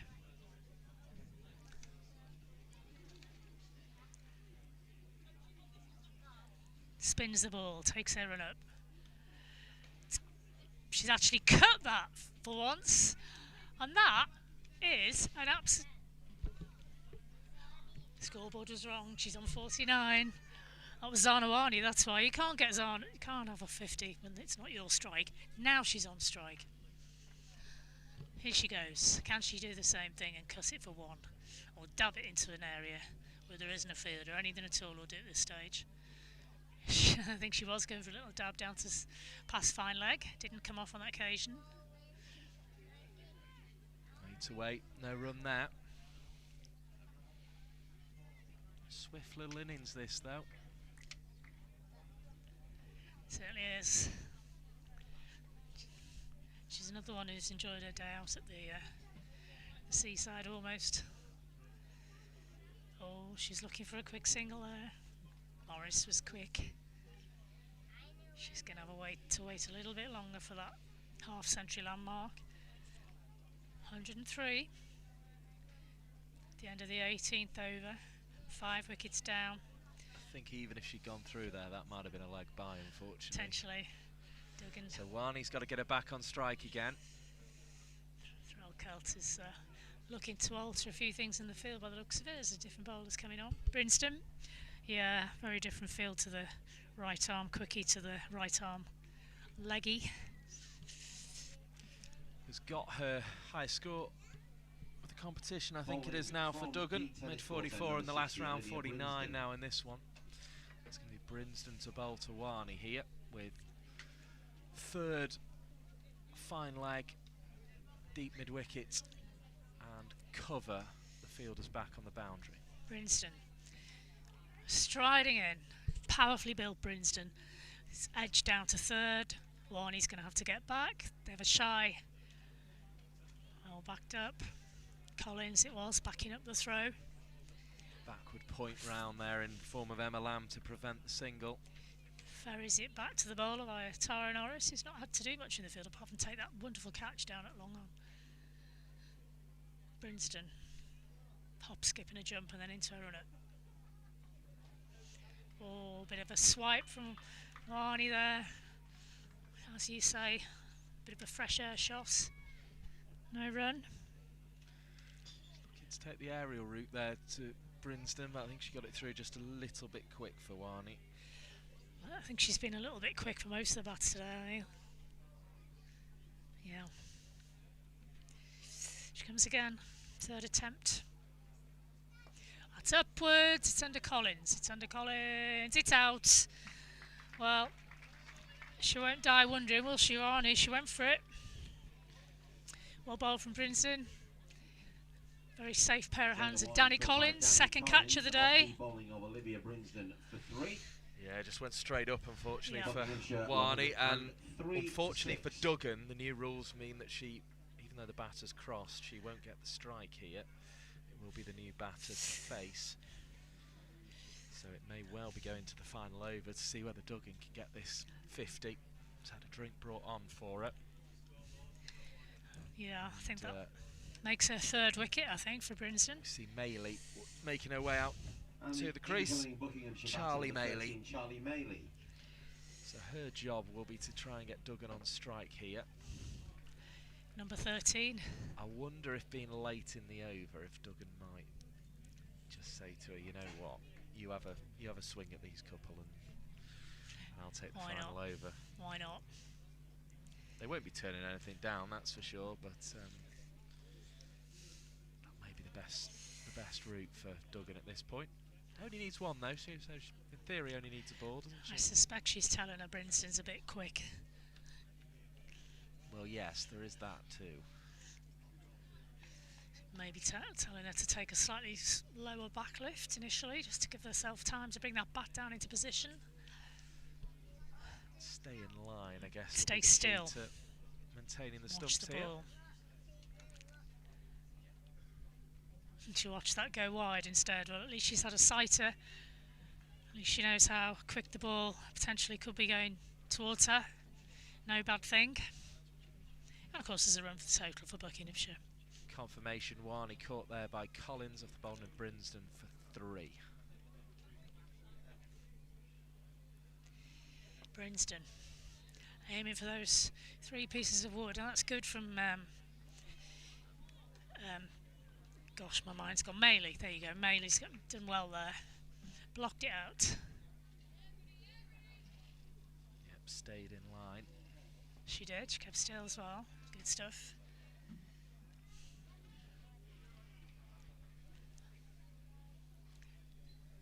Words of encouragement to Brinsden as she strides in again.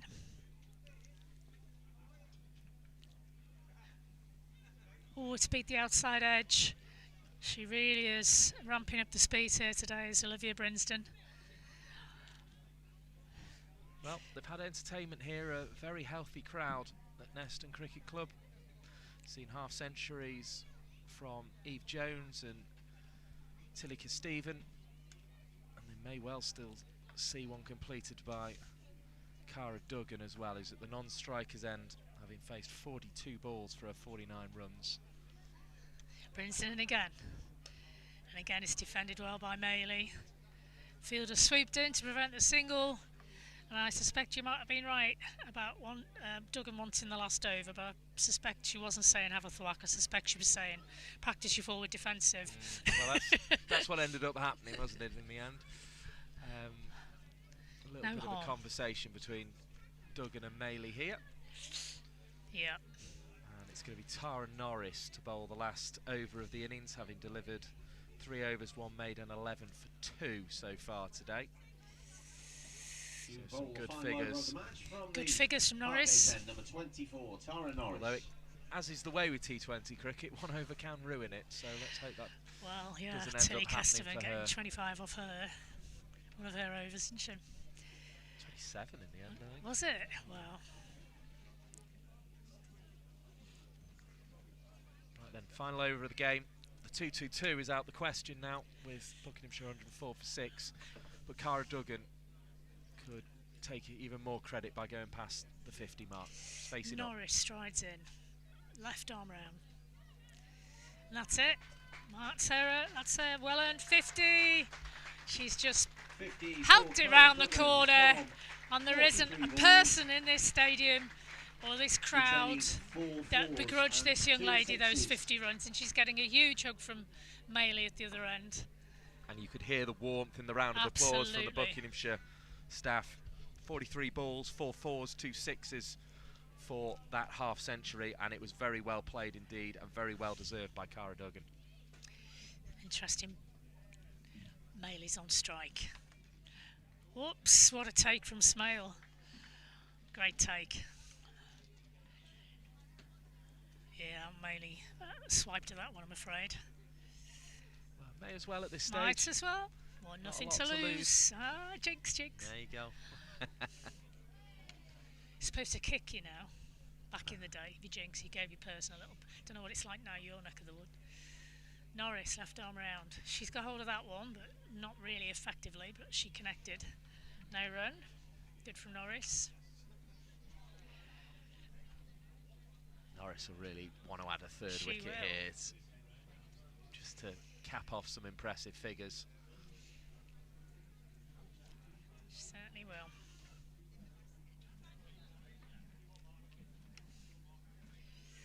Another hit and a miss from Maley. She's riding a look at the moment.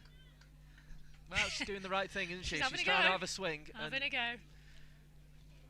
Can't say Fortune fairer than that. The brave.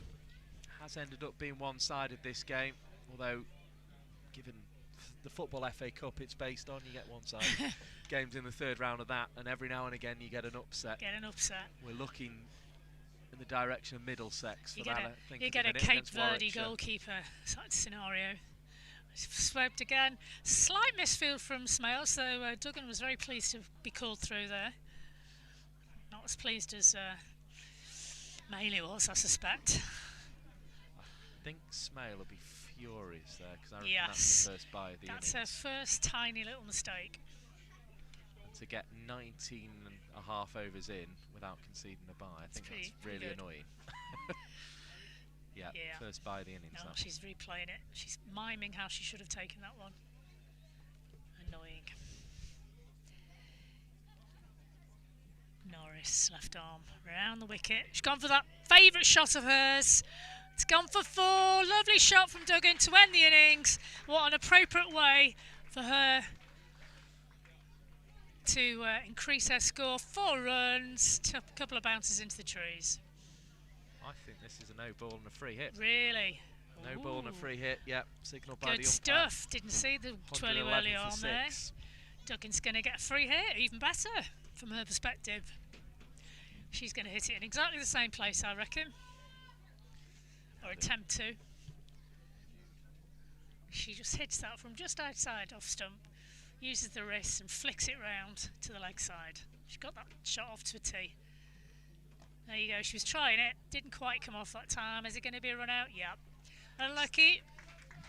Valiant effort from these girls.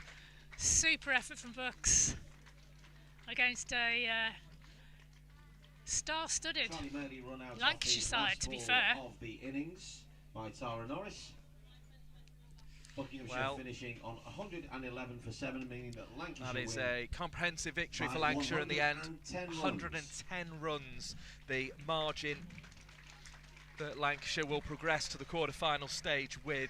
Credit to Buckinghamshire and credit in particular to Cara Duggan, who's made an impressive 54 not out in their reply to Cara Duggan finishing on 221 from Lancashire. Alison Byrne, it's a comprehensive victory. We hope that anyone who's been watching, be they from Buckinghamshire, be they from Lancashire, rejoins us for the remainder of Lancashire's season. They go next to take on Essex at Blackpool back in the 50-over competition. We'll be there for that one. But just a final thought on this game and what you've seen today. What a lovely event. What a lovely event Neston have hosted today. Really proud of my former club for putting on such a wonderful event. Very proud of the Bucks girls. They showed some real diamonds in the field with a couple of good wickets, and the leg spinner in particular I enjoyed watching. And that innings from Duggan, just, you know, captain's innings at the end there, I really enjoyed. Fantastic day. I'm sure the girls in green would have enjoyed their day out in the Cheshire Coast. We've certainly enjoyed hosting them here at Neston. Yeah, they're all getting a handshake from the Lancashire players and staff here. They've done very well there, Buckinghamshire, to get stuck into this game. It was tough in the field when they elected to bowl. Eve Jones making 64, Tilly Stephen 55, Emma Lamb 35, put on 100 for the first wicket with Eve Jones.